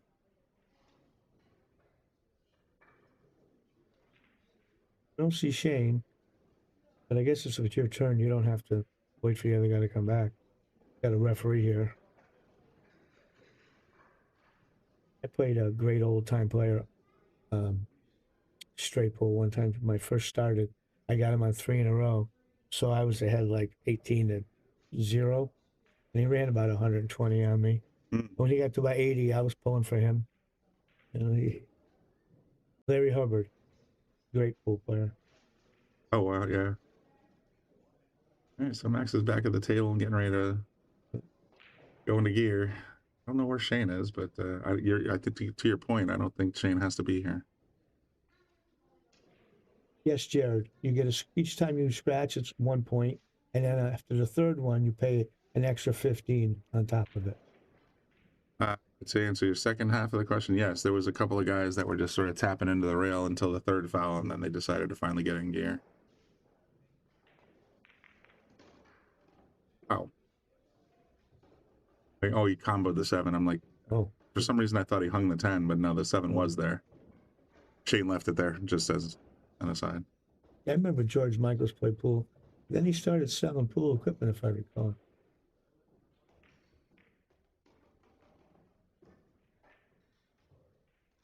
Right, customers.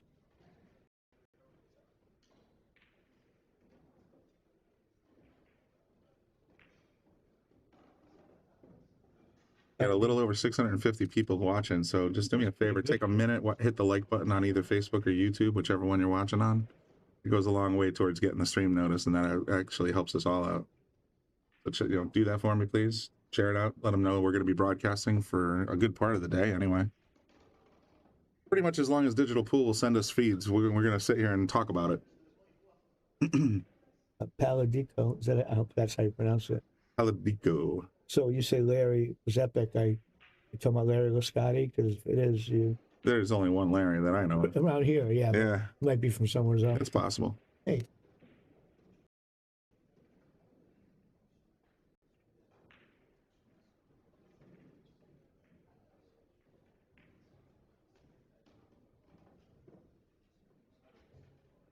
I swear to God on my mother's life, it wasn't me that took a picture of you.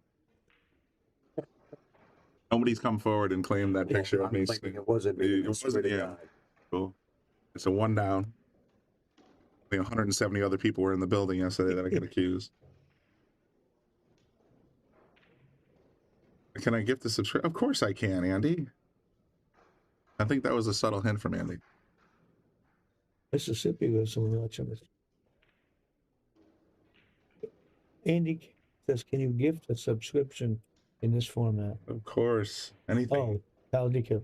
Larry Hubbard, yeah. He was great. It was great. And he wound up getting rich on the APA. But he was a great pool player, especially straight pool. No, Thon, flukes aren't allowed. You have to call the ball to make it work. The big red beanie says he in the finals. I don't know what that means. I mean, we're gonna cover as many as we can. Generally speaking, like in the 9-ball open, they lock down the quarterfinals to the pay-per-view only. So we're probably gonna get to the end of this, probably the end of today, and then they'll probably go pay-per-view only if I had to guess.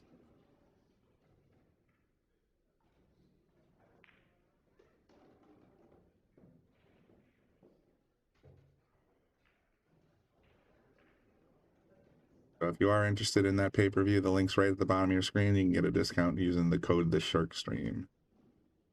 Let's do that. Let's see if we can give away 1 month subscription courtesy of Andy Gao to a lucky. Well, did you see how he made that ball? He called it in the corner, but it brushed the stripe to get in. He's kind of fortunate. All right, David Reimer. Reimer, was gifted a membership by the SharkStream. So you have now a 1 month access to the YouTube content, the members only content. You'll be entered into the December 1st raffle, which we haven't announced the prizes for yet. Have to circle back with Bobby and get that straightened out. But congratulations to David Reimer. And we'll probably give away a few more throughout the rest of the day too. So stay tuned, guys, and you might get lucky enough to get a free entry. We've seen Shane miss 2 balls now. 2 sevens in the same corner, and it's cost him. I know I told us yesterday about missing Irving Crane, who was a a great old-time pool player. Oh, I know the name, absolutely. Yeah, he won multiple, this is in the 40s, 50s, 60s. I got to see him play a bunch of times. But he made a comment once that I thought was great. He said if he was playing straight pool and his opponent was ahead of him 149-0, if they scratched, he said they couldn't win. He said, because I'll never miss an open shot, and I've already got them on the first scratch. I thought that was how accurate it was, but I thought it was a strong statement. That's a bold statement, that's for sure. And I have no idea the pattern this man's playing for. Fremont Street, no, 9-ball finished up on Thursday. And I think, yeah, that was decided by Aloysius Yap versus David Newhausen, or no, Moritz Newhausen, thank you. And Aloysius ended up defending his title and winning the second in a row. So that's done. Right now what's going on is the straight pool that you're watching now, and they're also running the 10-ball championship as well. James Brinson, I haven't heard him discuss the flat earth. Nor will I. Don't understand it. Hey, Cody, what's up? There's a run of 150, but what? Jarrett came out. Did. Big break for Shane.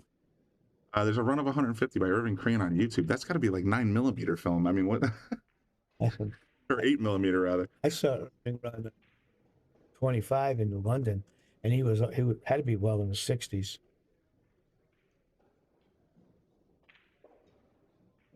You know, when I first started, I started playing pretty good. I was kind of cocky. No. And I walked up to Irving Crane and said, you know, excuse me, Mr. Crane. I said, would you like to play some $10 9-ball? Thinking, you know, I was pretty cool. He didn't even answer me. He looked at me like I was poop on the bottom of his shirt. And just walked away from me like I was an idiot. And after, I think I was, but I was young and he would have robbed me. Kind of glad he. Well, Caitlin gave me some info. I wasn't really paying attention to the 10-ball tournament, and she said that it finished up last night. Shane beat Corteza 10-4. So Shane's just whooping up. Good for him, man.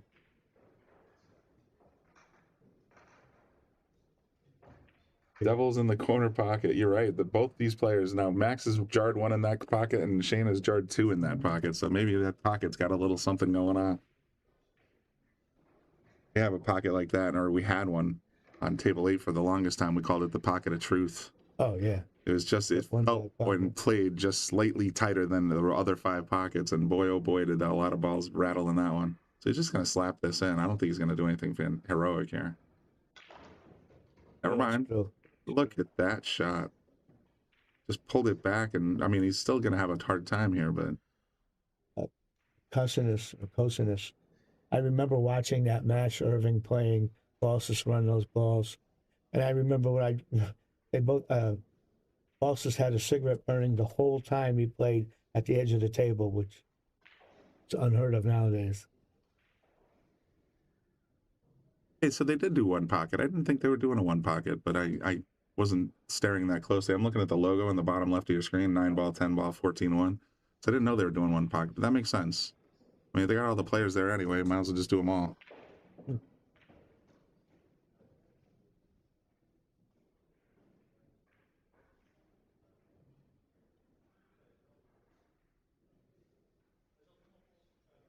I guess Max is a flat earth person.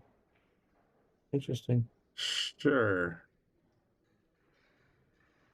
Yeah, so we're going to get back to the safety game here, and Shane's kind of in the tank a little bit. Just because that one stripe is sitting over on the left-hand side of your screen, he's got less options to go with here. Yeah.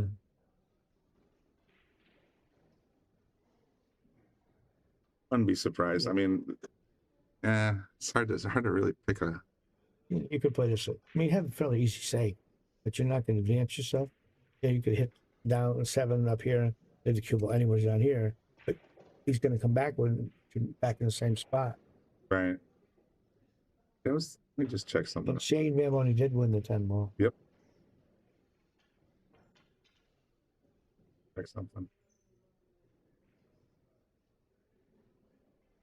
Yeah, 2024 International One Pocket. It's only got 17 players in it though, so it's not a big. It's definitely a mini, but it's in progress. Is the one pocket going on now? Yep. Oh, I didn't know that.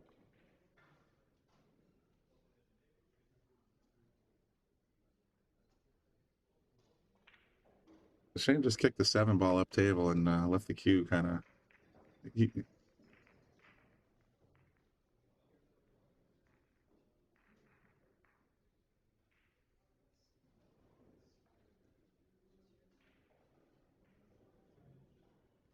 Well, he's got easy saves.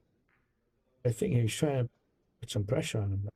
I mean, he could hit the left side of the stripe and leave him on the bottom rail. Doesn't going to be back in trouble in the next shot. Yeah, Jared, I remember seeing a few tables like that. Yeah, just burns all up and down. And back in even when I was going to the arcades as a teenager, all the classic Pac-Man and video games, they all had cigarette burns all over the console. And you know what else? What back in those days with the cigarettes on the table, nobody used a bridge. I climbed on the table. I didn't learn how to use a bridge probably till I was in my 30s. Nobody questioned it. You just climbed up.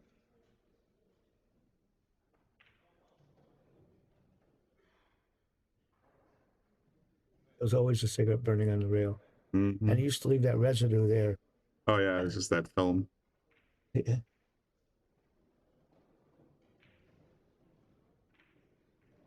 Like Max is going to pull the trigger on that purple and just sort of send it up. But, I mean, all I see here is back, the one pocket move. Back here, yeah. Yeah. But it doesn't do much except... Gets him a point. Possibly. Yeah, you don't have any future. That 210 I thought was close, but then I'm looking at it. Boy, this is a lot closer than it started out. Both these guys came out with 40, 50 ball runs, and they're within 2 of each other right now. It's nuts. Yeah, within the first hour, I thought it was going to be over.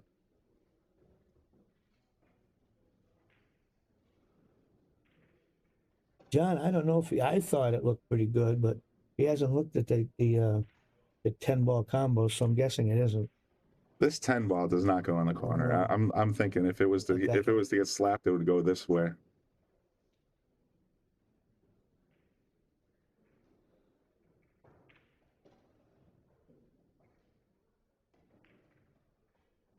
Yeah, you have to hit a rail. Either hit a ball to the rail or the cue ball go to the rail after it hits the ball. Ball combo, not the corner.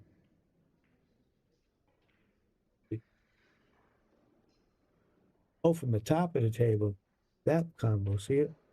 Oh, yeah, that ball I think he's talking about. I was thinking maybe, but this 13 off the 5 looks like it would send the same thing. It would send it up the rail. It wouldn't go towards the pocket. Love an overhead. Yeah, Chris says high runs this match. Shane has 45, Max is 66. That's how they started this match. In the last couple racks, it just slowed him way down, and he's going to take a point penalty here. Well, he also got rid of any thought of any dead shot. Well, maybe not. Did the 210 get a little closer? I don't think so, but I saw him look at it as he walked. So Shane just lost a point. He easily can put him. Oh, that go inside? It's interesting. They didn't take the point off. Nothing hit a rail. Nothing hit a rail. That's what I'm saying. There should be a minus. Yeah.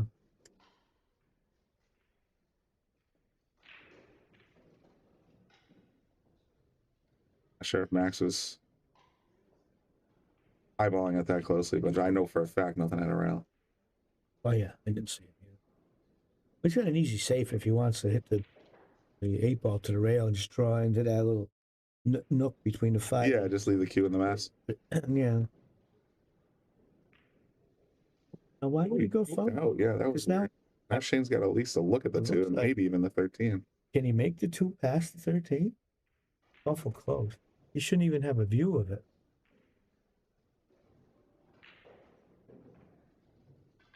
Yeah, I thought he would have backed it right up to the orange ball and just left it there. I think Shane thinks he could make it. He must be. Like he should.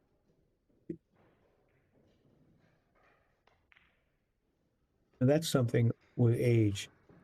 balls that are close like that now, I'm always wrong when I make a judgment. Yeah. But when I was young, I don't ever remember making mistakes. You're welcome, Jaworski. Jaworski. Brian, Charles, I hope you win the subscription today. We're going to be giving away a few more. Well, that was awful.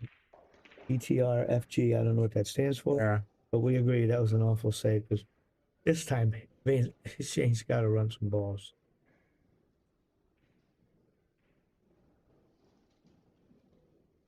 Yeah, I think you're right, Tyler.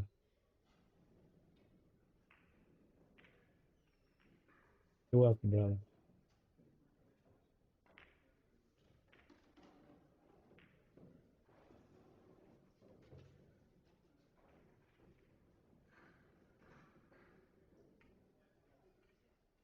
Well, let's see.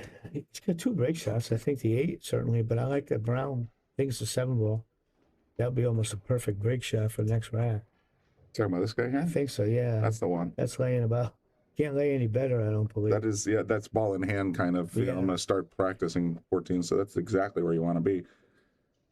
And John, I agree. You can't give this man much. Giving him too many chances already. Both of them, though. Shane had 2 big misses. I don't think we're going to see a third, though. I'm always surprised when he misses anything.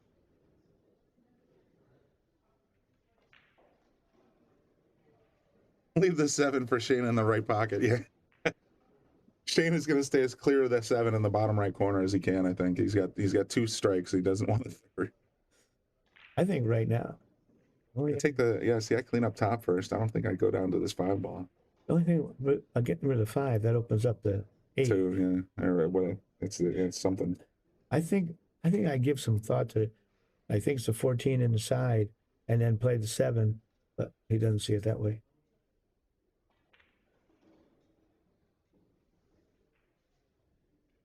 He doesn't see it that way yet. He's sort of plotting in his head. Okay, this, then that, then this. Ah, Steve, that's exactly right. That's why SVB banked the 7 up the table. He didn't want it anywhere near the lower right corner.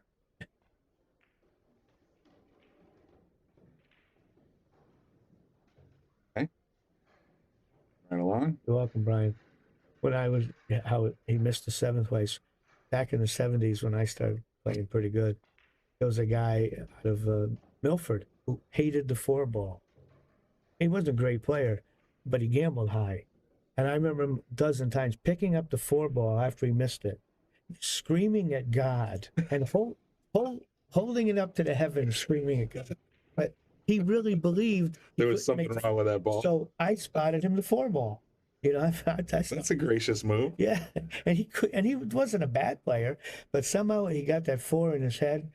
His name was Durbacker. He was just registered, huh? He was a sucker. That was funny. But when he's yelling at God, he was pretty upset. Damn you, 4 ball. He missed it so many times. So smooth.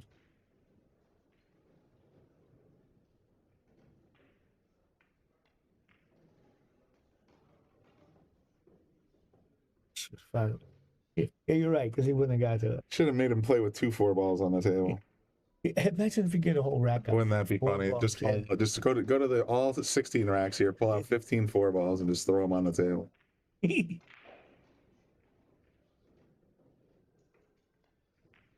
sharp, Shane. Looking sharp. Just perfect. That is absolutely perfect. Pattern was every ball led to the next one, and they were all hangers. I hate the purple 4. He likes the pink. Here we go with these color things. Yeah. I'm getting used to the pink one because it's not like the other ones that throws me off. I just like the way the colors have always been. Yeah, 8 ball. 8 ballitis. Yeah, everybody can claim that 8 ballitis, 9 ballitis. Yeah, it's just that money ball doesn't want to drop. I used to play a guy. We played.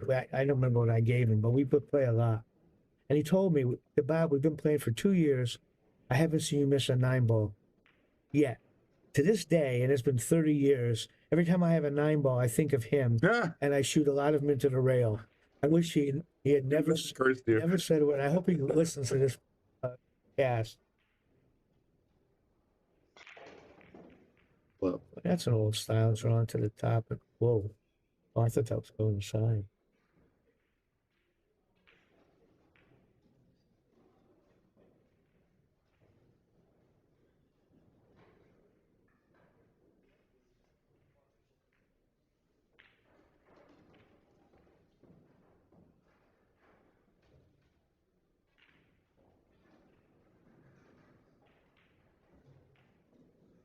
Be mediocre.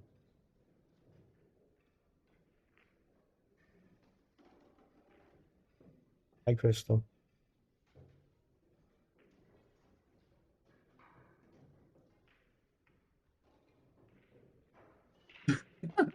Cody, I know a guy that got the old black ball syndrome. Would miss it a few times a night. Long story short, he took a hammer to the 8 and cured him.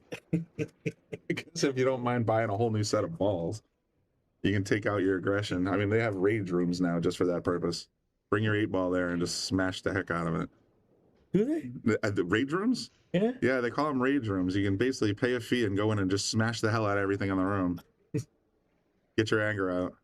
Supposedly, sales went up about 150% after the election for some reason. Oh, God. There's one nearby. Just God. That just they stock it full of fresh dishes and all this other stuff in the room, and you can just go to town.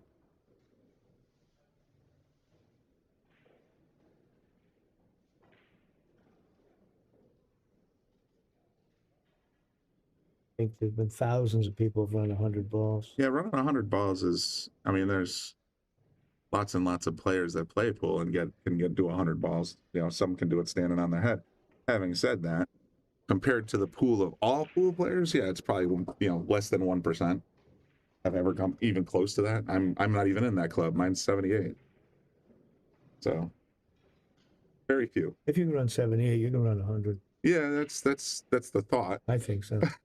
You can. Once you've gotten past 3 break Once you've shots, gotten past 42 is that if you can get past 42, then you can run pretty much anything. Now you know exactly how to chain. Once you can chain, you can just keep going. Tony Reiner said something after the election. Yeah, that was his laughing. Rage room sales going up after the election.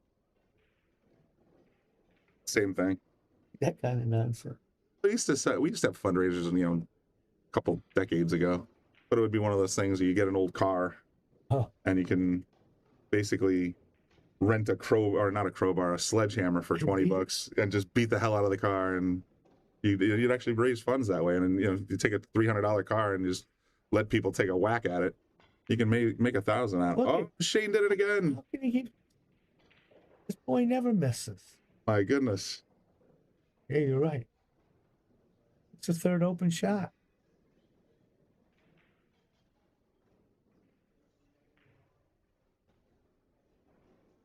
It's impressive, though, the way he got that cue to balance on the rail like that after he kind of threw it down. I thought he was going to let it. I thought it was going to hit the floor. I can't believe he's missed 3 open shots.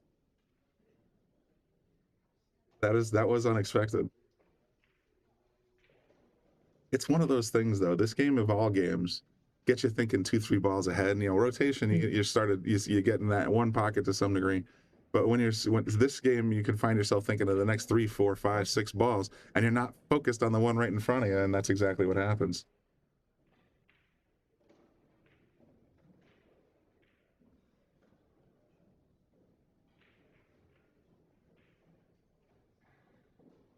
And he loves when Shane misses.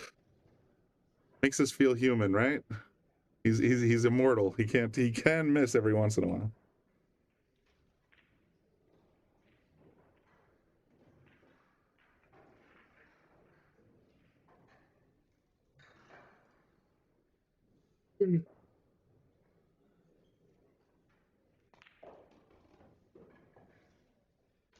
Max with a big opportunity here. Shane got to 100 even.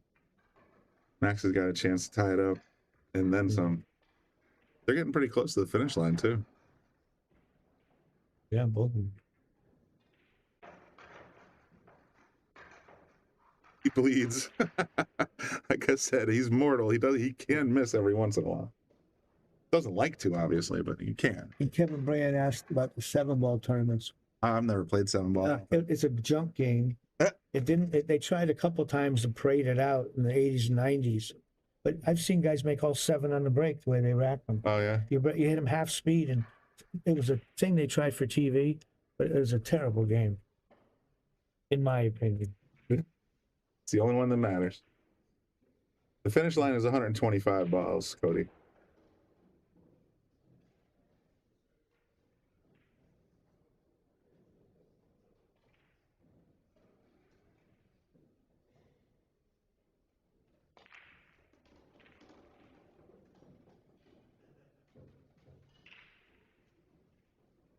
SVB is going to divorce this table. Yeah, that'll be in the contract. He's like, all right, no, I'm never playing on table 23 again.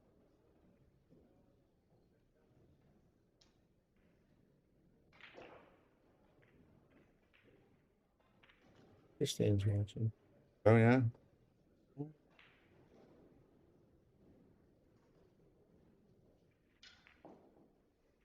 Aladico says, I've never taken the game. Seriously, I think once in a basement smoking weed, pounding beers, I did a 63. I'm sure you think you did a 63. I would want a second opinion on that. Pakistan's a great destination with pool. I mean, the Asian market, I guess, or whatever you want to call it, that area of the world has been always a hotbed for pool activity. I mean, you're talking the Philippines and everything else like that, but more recently they've been getting a lot more publicity to that, and that's amazing to me. That's just it's what's good for the game is good for the game, right? So getting that whole region more publicly interested in the game, absolutely, it's fantastic. I think the Filipinos are the best players in the world overall. There's just so many of them. They keep showing up younger and younger. Yeah. It's just so many.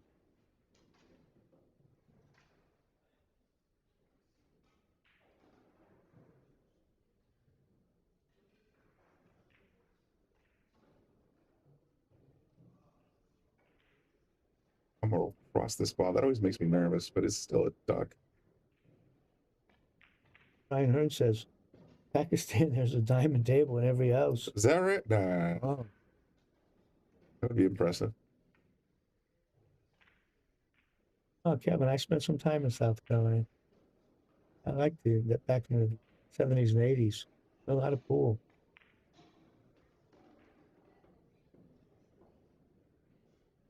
Max finishes up this rack. He's at 95. We're going to be at, 25 to 30 to go. It's going to be a scorcher. Unless, saw this that first half hour. Shane might not make it back to the table, though. Max is looking strong right now.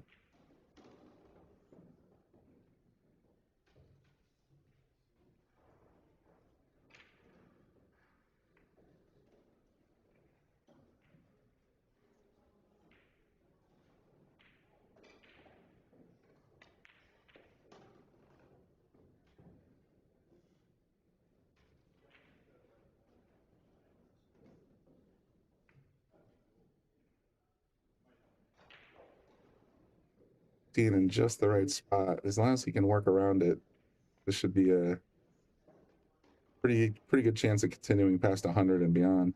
I think the good thing is we didn't get good on the 13. The 7 looks like, I think that's the 7. 7 is what he's hitting right now. Maybe it's either 7 or 3. I'm not sure. Always coming back. He has a choice, I think, of either one. I like the stripe a little better, but if he doesn't get good on it. Yeah, I figure he's going to leave the 13.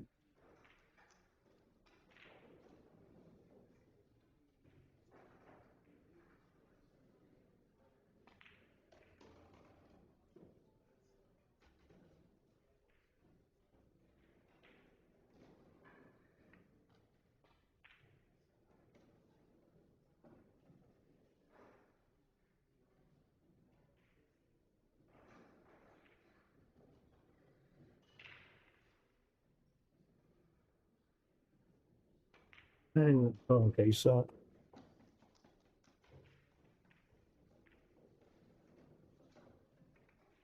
Not yet, it's not bad. You're fine. Oh, okay.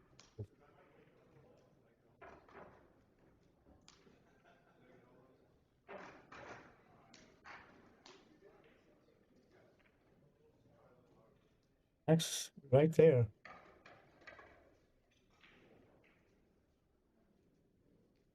But after the first half an hour, we'd be done. I thought this might be a 1 hour game tops, and now we're still here in hour 42.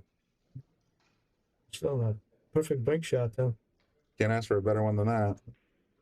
Is a player on break? Max is standing right at the tablet, and maybe they're doing scoring. Okay.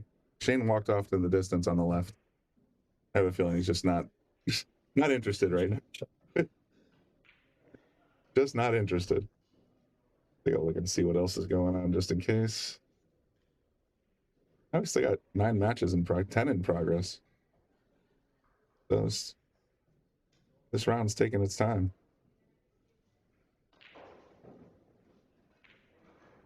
Got Victor and Johnny Archer in the main arena. I bet you. Oh, Victor's crushing Johnny. 121 to 46. Wow.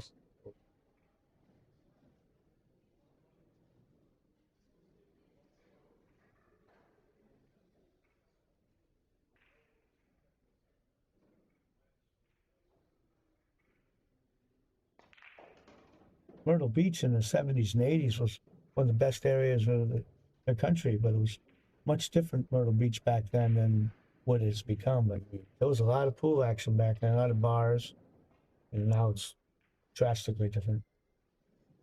Yeah, Cody, we're going to probably be on for the duration of this one, maybe a little extra depending on who's still playing at that point. The next round is scheduled, I believe, for 3 o'clock. Let me just double check that real quick. We'll do another one, and, you know, whatever the next round is, we'll do it. We'll pick one out and bring that to you. And there's a good chance that I'll still be here at 7:30 for the last round of the day, but we'll be on for the most part for the duration. Where was I going? Schedule.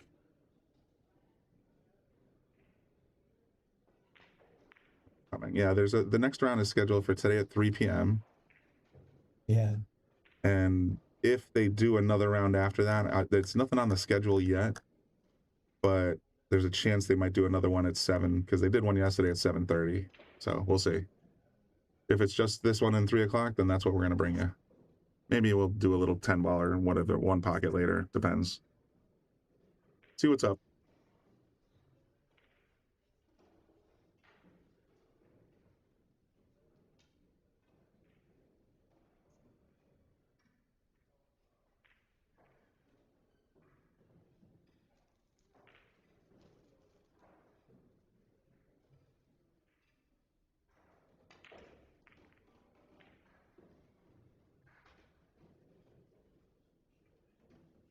'96, '97. Some more racks. John, you can go to Digital Pool and check it out. I put the I'll put the link in the comment section, but it's not really a bracket per se. It's more like groups and standings, the way they do straight pool. But you can check it out for yourself right there.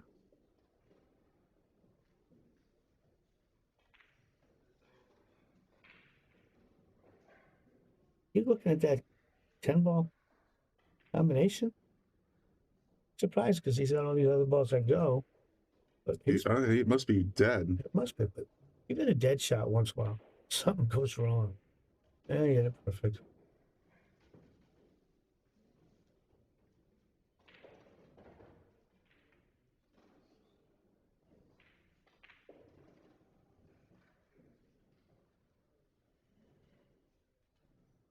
Yeah, is SVB scheduled? It's 3. Okay, hang on. That would be a fantastic match. Well, it's depending on whether Shane recovers after this one. But let's see. What's the group? Oh, I'm on the wrong page. Darn it. Schedule. The 3 o'clock. Yeah, Carlo Beato and Shane Van Boning are playing. I think that's the one we're going to want to cover. Isn't that in the main event? This is, well, it's scheduled. I don't have a table number yet. I was told about. Oh, if it was going to be the main event, we can't get it. Yeah, that's what my friend told me. In that case, we won't be bringing that one, but we'll pick out a good one for you for 3 o'clock. Yeah, like from Singapore. It's got to be a distance. Yeah, they only been updating the numbers since when they're re-racking. So let's do a quick math. We got 8 on the table. That means 7 are down. So that puts Max at 102 before that's 103 right there.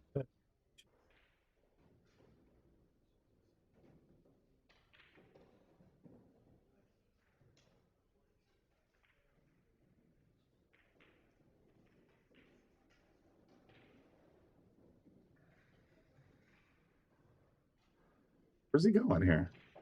Like the 6 seems obvious. He just seemed to be eyeballing that cluster, and I'm like, what? Slow down. His last couple of shots, I didn't fully understand.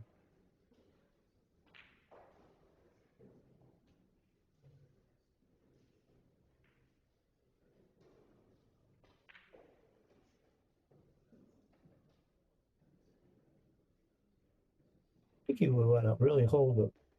Oh, I thought he would try to. I figured he might come around for the 10, and yeah, because the 10's not a great break ball. The 7's perfect.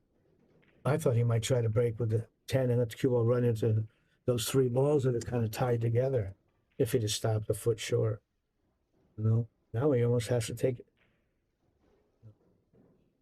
Still got to figure out. I guess with the 5 in the side, he can get to those 3. He went too far.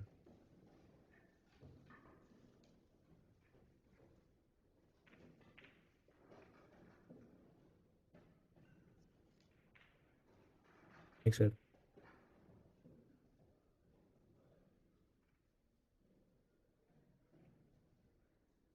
Oh. He shoots. Oh, it looks like he shoots 9. That'll open everything up if he does that. Good. I'd like to see if you go from the 1 to the 2 to the 5 in the side. I think the pattern is laying pretty good to get on the 7 if he can reach the 1 comfortably. Yeah, this is going to be a stretch. But he's got it. He's a tall guy. Ryan E. would like us to explain the rules of straight pool. It's pretty simple. You shoot 14 balls, and as you're shooting, you leave the last one in play. Rack 14 up, and now you shoot the next shot from where the cue ball. And you do that till you get 125 points. You can make any ball at any time in any pocket. You just got to call it. Yeah, you got to call it.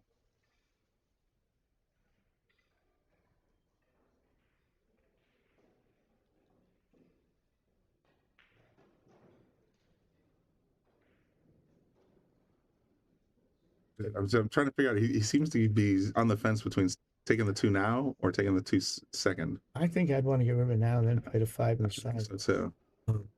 Use the 5 to be position ball. Get the break shot. We went a little speedy. Guess he couldn't have held it. I guess not. He stops it right there. He's still in pretty darn good shape. Break shot.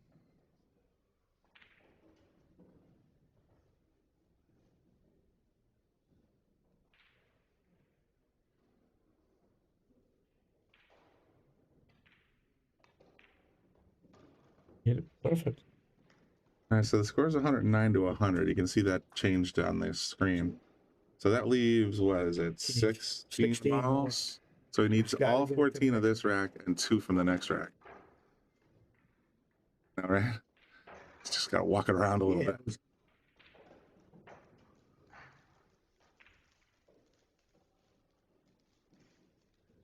Well, this certainly shocks me.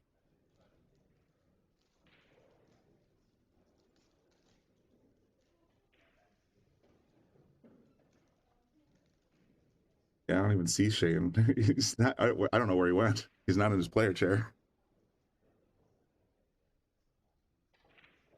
He rented a rage room for 10 minutes. I was thinking of a friend of mine once lost some money and left his cue, went outside, and the owner came in, it was North Carolina, and said, "Bob, can you get your friend? He's banging his head on the side of the building."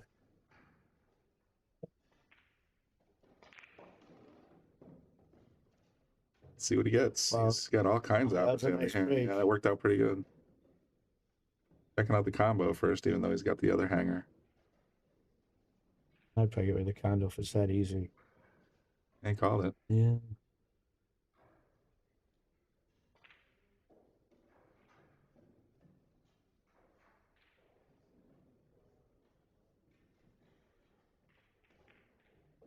Oh, I didn't realize he had to cut it a little bit. There was a little bit of an angle, yeah.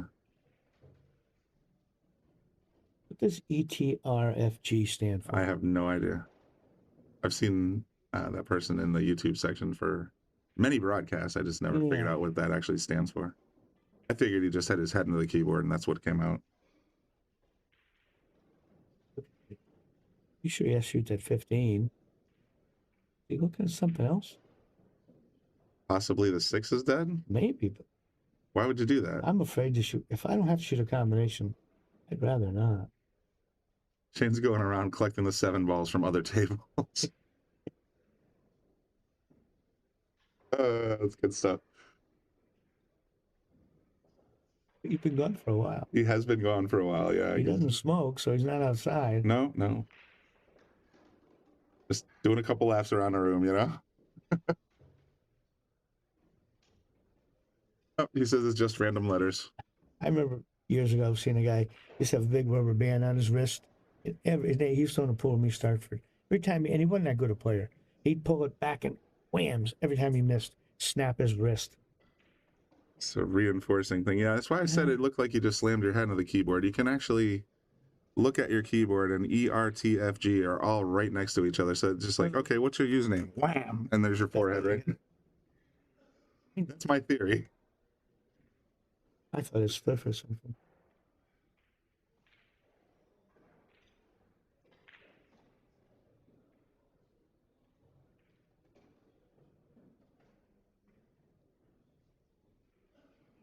Dropping a 7 to the 12. I believe they call that a deuce. He's taking some. Yeah, it's like he needs 26 balls, and he's kind of taking chances. It's weird. You know, the end of the game is tough sometimes to finish, but 3 or 4 in a row now he's made tough shots. He's getting farther from his work. Right now, I'd be shooting roll boy. I think I'd shoot the stripe by. I would have hit that last shot at about 1/10 of that speed.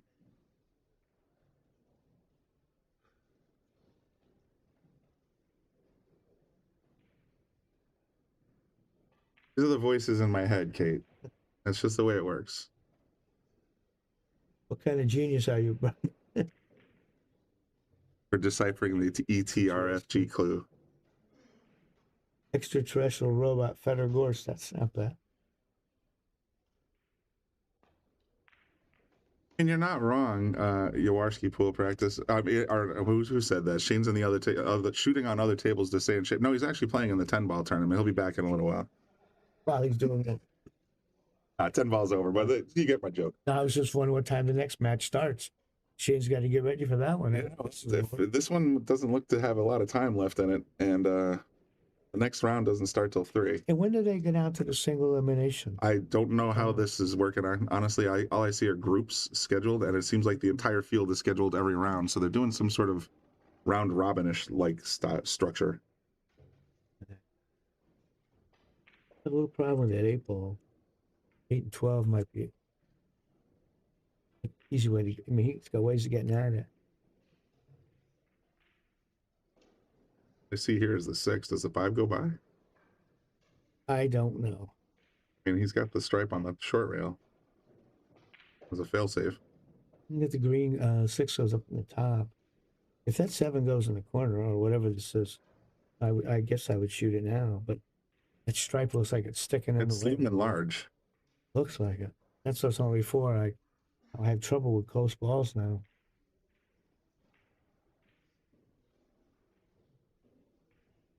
It says yes, it is round robin, so that's basically had the stub in there. So you can get away with a watch. Yep. Well, I mean, I think there's rankings based on total points scored, total points against. Okay.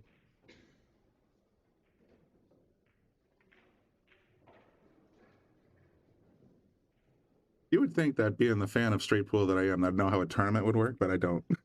At least not this one. Because they've changed how. Yeah, that's true. In my lifetime, how they run these things. I see tournaments, we have different races from the winner's bracket to the losers. Mm-hmm. We never saw that when I was playing. Yeah, I agree with that. Solved a lot of problems right there. So the trick here is that he's got to get all 14 of these balls to get to 123. Then you have the break ball, that's 124, and 1 out of the rack. So that's the rub. He's still got to open up the next rack. He needs these HR bigs and one more. He needs these balls that are, yes, exactly what Bobby said. These balls that are on the table, one will stay on the table, and then he's got to take one out of the next bracket 14. They still got to be very careful to leave a nice break shot, and that seems to be the 8 ball, but it could be possibly the 1 or 2 as well.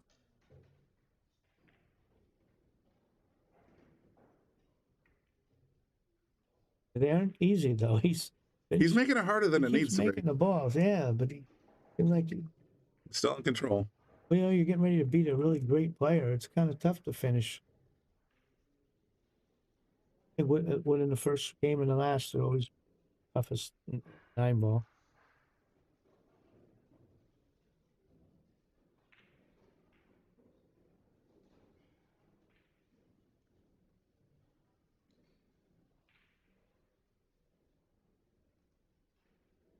Still vacuuming out there, man. I'm not surprised. Like I said, when I got here, this place looked like a bomb went off. Just so many people and so much stuff. See, I mean, everything he's doing, but he keeps shooting, but he's not making it smooth. All right, my buddy Dave says they'll finish this round robin. Then they'll take the top 16 records to single elimination, so that'll be a bracket. And will that be tonight or tomorrow? Or? I would wager that they'll take 16 in tomorrow. Unless they're doing one tonight at 7 o'clock. They still haven't scheduled anything at 7 o'clock. Maybe because they don't know exactly who's going to make it. Right, that could be. Because I would think they have to do a redraw. They have to get at least 2 rounds tonight to get it finished tomorrow, or they'd be playing nonstop. But we wouldn't get those tomorrow.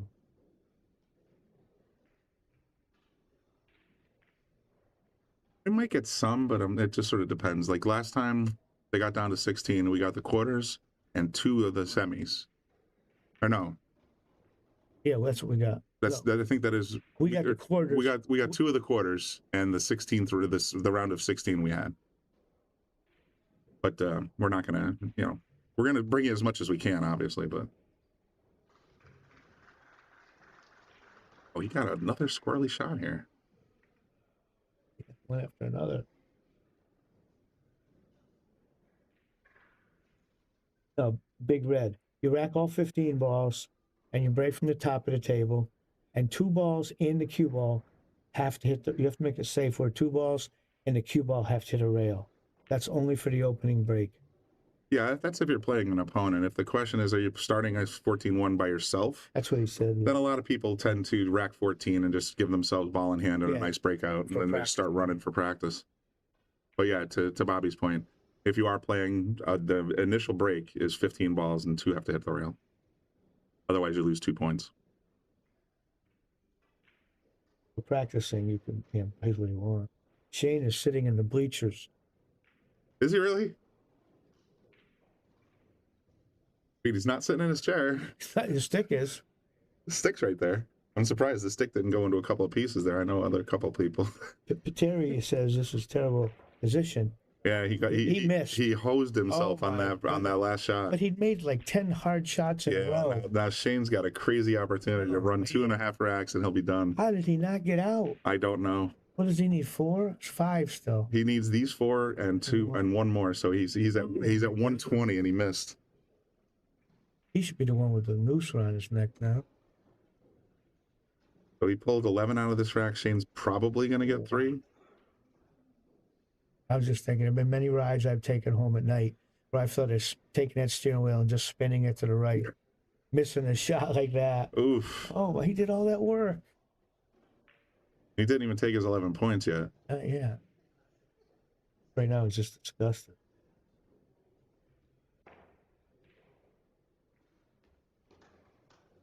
According to Russ JO2, Max has always been a choker. Yeah. He definitely melted down in the last 5 balls that he shot. He just they were all recovery shots and they weren't going where he wanted them. Never went in and got where he wanted. Yeah. When he drew that 1 ball out of the corner to the middle, I thought he won.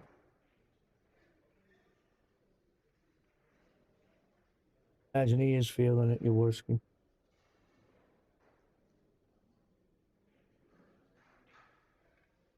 That's on that shark one. Right.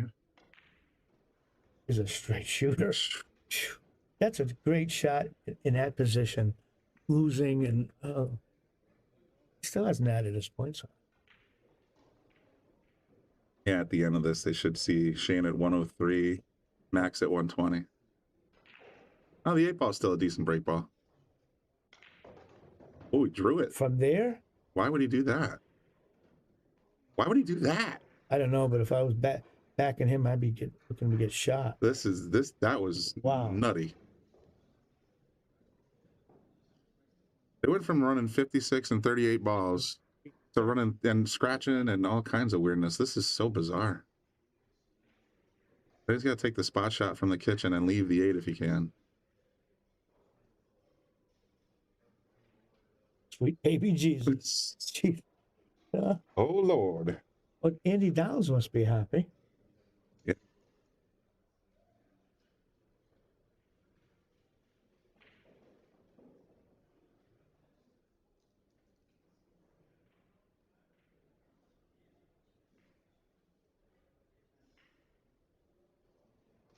Well, Max still needs 5.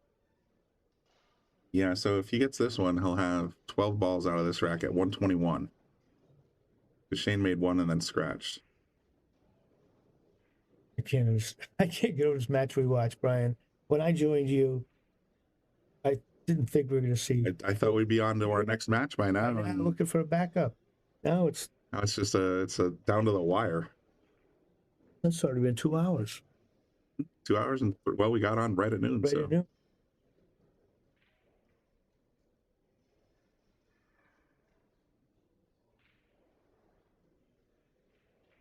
These are 9-foot diamonds with 4.5-inch pockets. It's not. Oh my goodness! And a spot shot gets hung. This is the Twilight Zone. What kind of go? We watched this. I know, right? I actually saw this happen. I'd be taking another break in the bleachers. So I could see him being comfortable. I'm wondering if Shane is thinking of taking the deep pocket and using that as a break ball instead. Will you have to just get over this side of the table? And just get on the short rail and just smash it back. I think you're right. That's what it looks like. It's blowing up. Man. I can't even keep up. Wowzers. Yeah, so he's just gonna play it down the rail and just careen into the like he can hit it one pocket, rail first, bang bang whack. He doesn't have to get many balls out of there, by the way. Shane should be at 120 if I remember correctly, or 121. Sorry? They're running to 125. And they're both about 120, right? Oh, they haven't added their scores. They still haven't added their scores yet. It's about 120 to 115 or something right now. What, can Shane get out this rack? I think they both can. Let's see what they let's see where they land. But Shane took 3. That leaves 11 for Max. That should put him at 121. I'm left-handed. This will be easy for me. Oh, you and I smack the hell out of this. Me and Boney got to do this with a bridge. Yeah. Gideon thinks that Shane was betting on Max. And Max bet on Shane. That's just funny. No, you win. No, you win. No, I insist.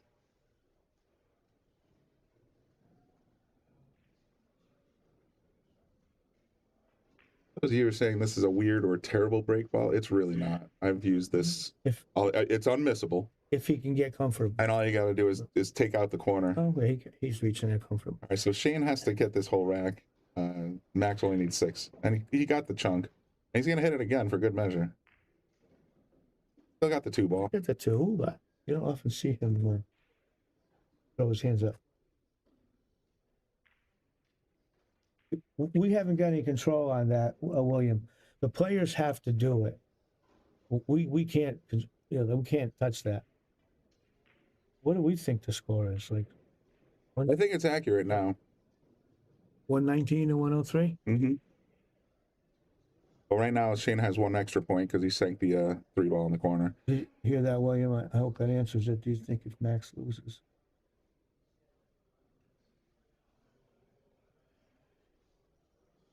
hands thing that Ricky Bond. Yeah. I couldn't tell you.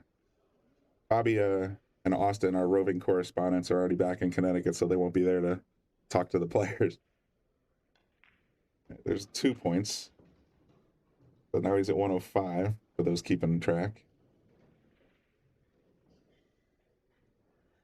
These aren't even that great. That 5 must go.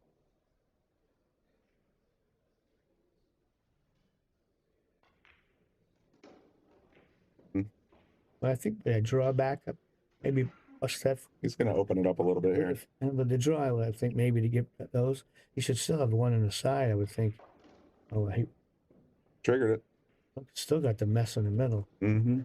At least those 2 are dead.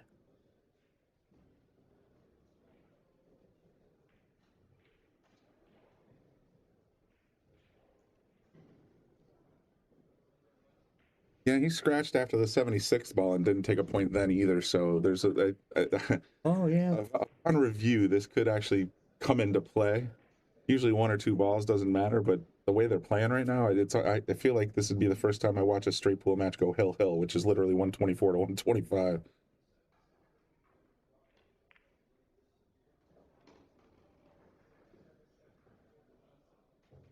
He's going to play the 9-7 now. He's got. Or maybe the 1 ball he's looking at. He's got 5 more. That's 108. Getting closer. Chris, it turned out to be a good matchup. It sure didn't start that way. Did he make the 1 and get back and forth so he can play the 8 and break those apart? You got to hit this pretty firm to get it back over here.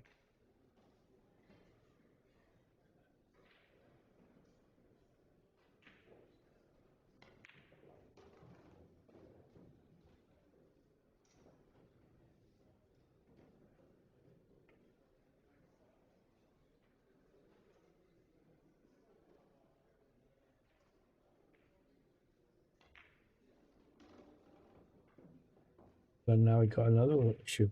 But he got a nice break shot with that 10 ball if he gets on it.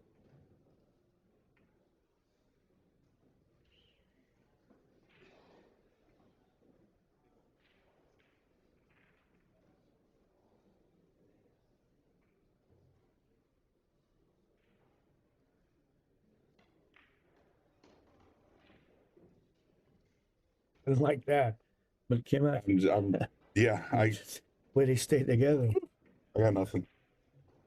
Still wonder how he's going to do that 2 and 14 or whatever it is out there.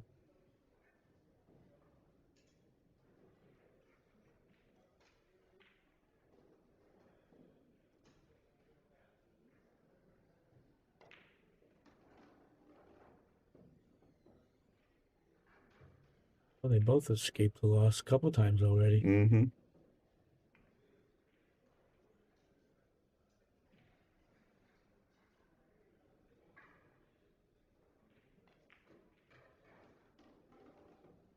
Yeah, now we can break them up at least.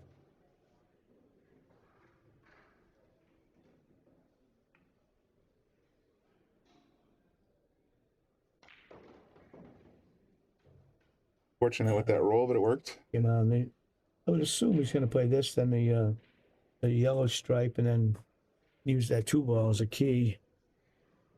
Looks like it.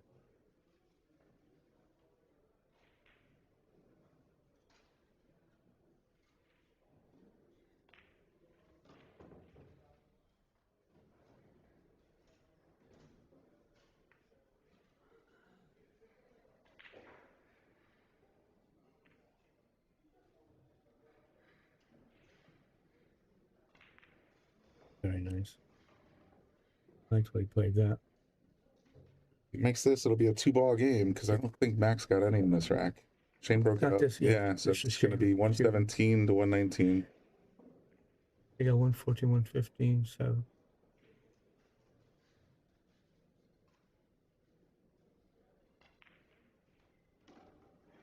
Too hard. It's a little too hard, but he's still. Ooh, wow! He got himself a solid angle here. That's probably never. Keep making excuses. Shane hadn't stolen it yet, Chris. So they each need about. He needs about 2 then, right? Either way, this rack is the last rack of the set. Either way. They don't have to worry about break balls. They don't have to worry about anything like that. I thought when he shot that one along the rail, he would just draw it to the Yeah, middle. same here. But going back and forth. You know, to show some heart right here. Like that off the corner ball, that trick shot where you... Oh, that trick shot? Yeah, no, I don't think that's going to happen. I know I would roll the stripe to the corner and try to put the cue ball on the stack. But then I think he might be shooting the next shot from the top of the table.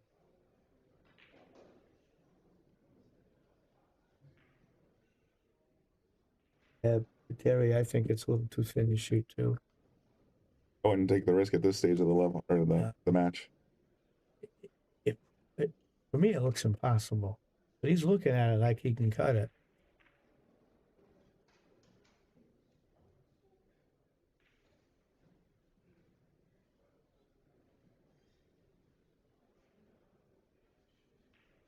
You go for it and miss, you lose. That's all there is to it. That looks impossible to me. Doesn't it? Over 90 degrees? I mean, it looks like it's a... But he's aiming at it, so... He's thinking... What? See, I would play just safe here and just knock the 10 back here and just be done with it. I'm playing like a coward. Absolutely.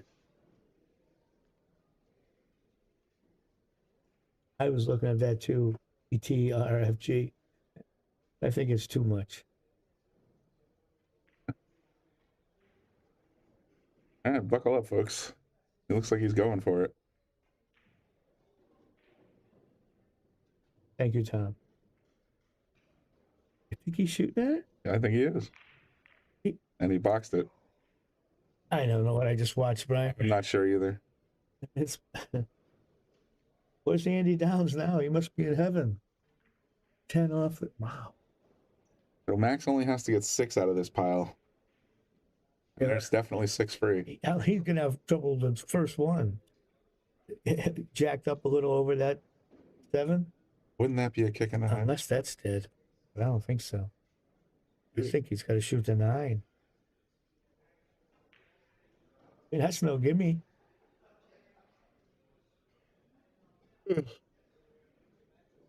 Wow.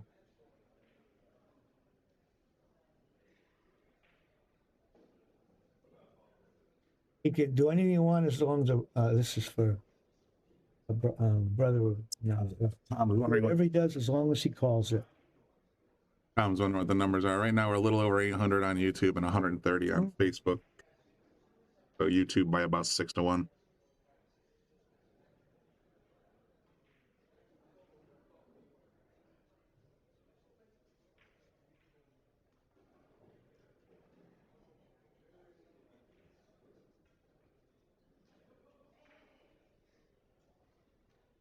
Just kind of thinking, how do I get that 10 in the corner? And that's why I keep staring at the pile. Like, there's got to be a way. Because he doesn't want to jack up over that. Yeah, I don't blame him. Whatever, that 7 ball.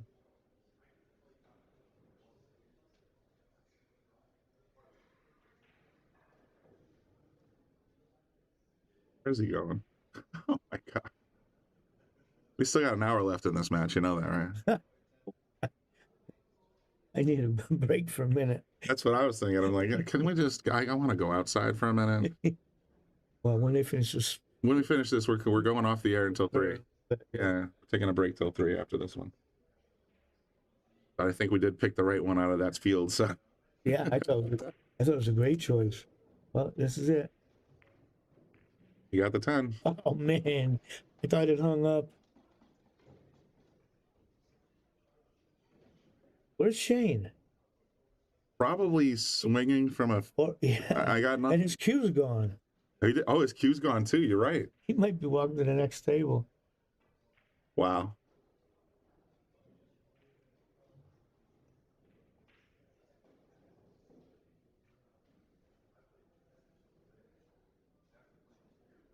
Well, what does he need?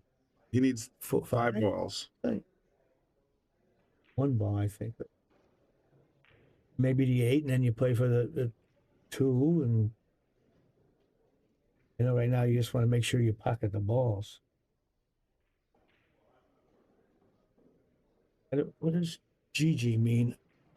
Good going, good game. There's a couple of different ones.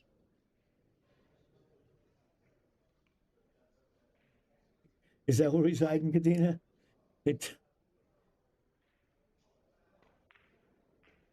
Well, let's see. So that's 2 down, 4 to go.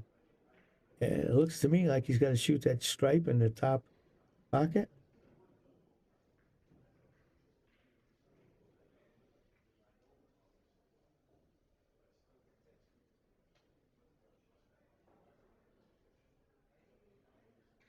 I'm sorry, says it means. Nah, it's good game usually, but it's good go. I've seen it in gaming several times in different ways.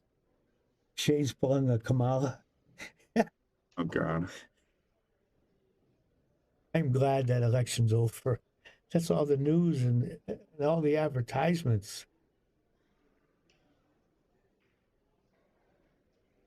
Side, so ball 3 of 6. Okay, come on. Nothing's easy. I'd be watching. Pull the trigger, man.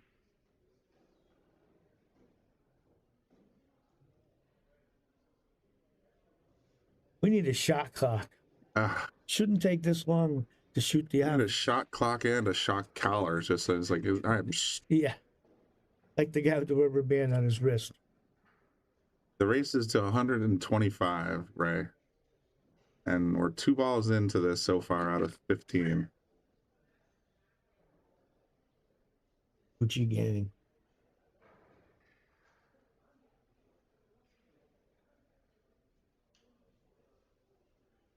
GG could also mean good grief, by the way. Fits. We agree that someone has to shoot. Shot collar sounds like more fun. I like it. We're on the same page, Nick. Right, here we go. 9 in the corner. That'll put him at 122. Well, he made a good. Yeah, he's got to win now. He's got at least 2 more down here on the short rail. Shot collar sounds good.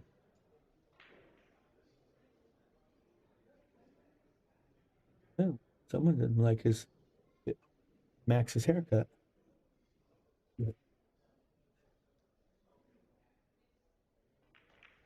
123.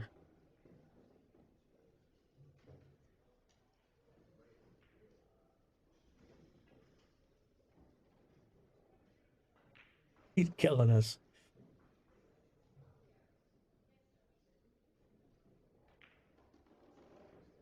He's gonna pop the 8 or the 2. He's at 124 now. I think I shoot the 2. I think so too. It's almost hanging. Shoot the ball. Shoot the ball. So plays a mental game. Yeah, Crystal, it's working on us too. There you go. I think that was 125. Here comes Shane. Well, he came back to congratulate him. I think Shane knows it's it. Yeah, but Max doesn't. Max thinks he needs 1 more. Let's count. 5, 9 on the table, 6 down. No, it's over. It's over. Another shit. It's over. We'll be back with you at 3. All right, sounds good. Thanks everybody for tuning in. It's Brian and Bobby. We'll be back at 3 o'clock with another match for you. We're not sure which, but stay tuned. Turn on your notifications, and you'll know when we're back. Thanks, guys. I got to pee for the last hour.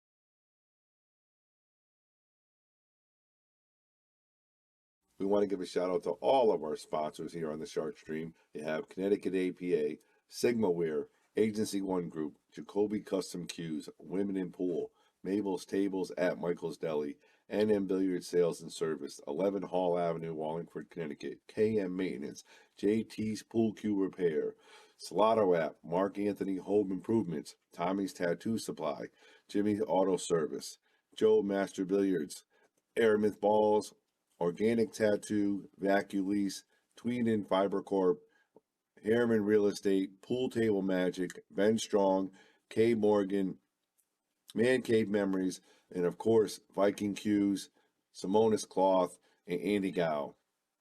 This is Bobby saying,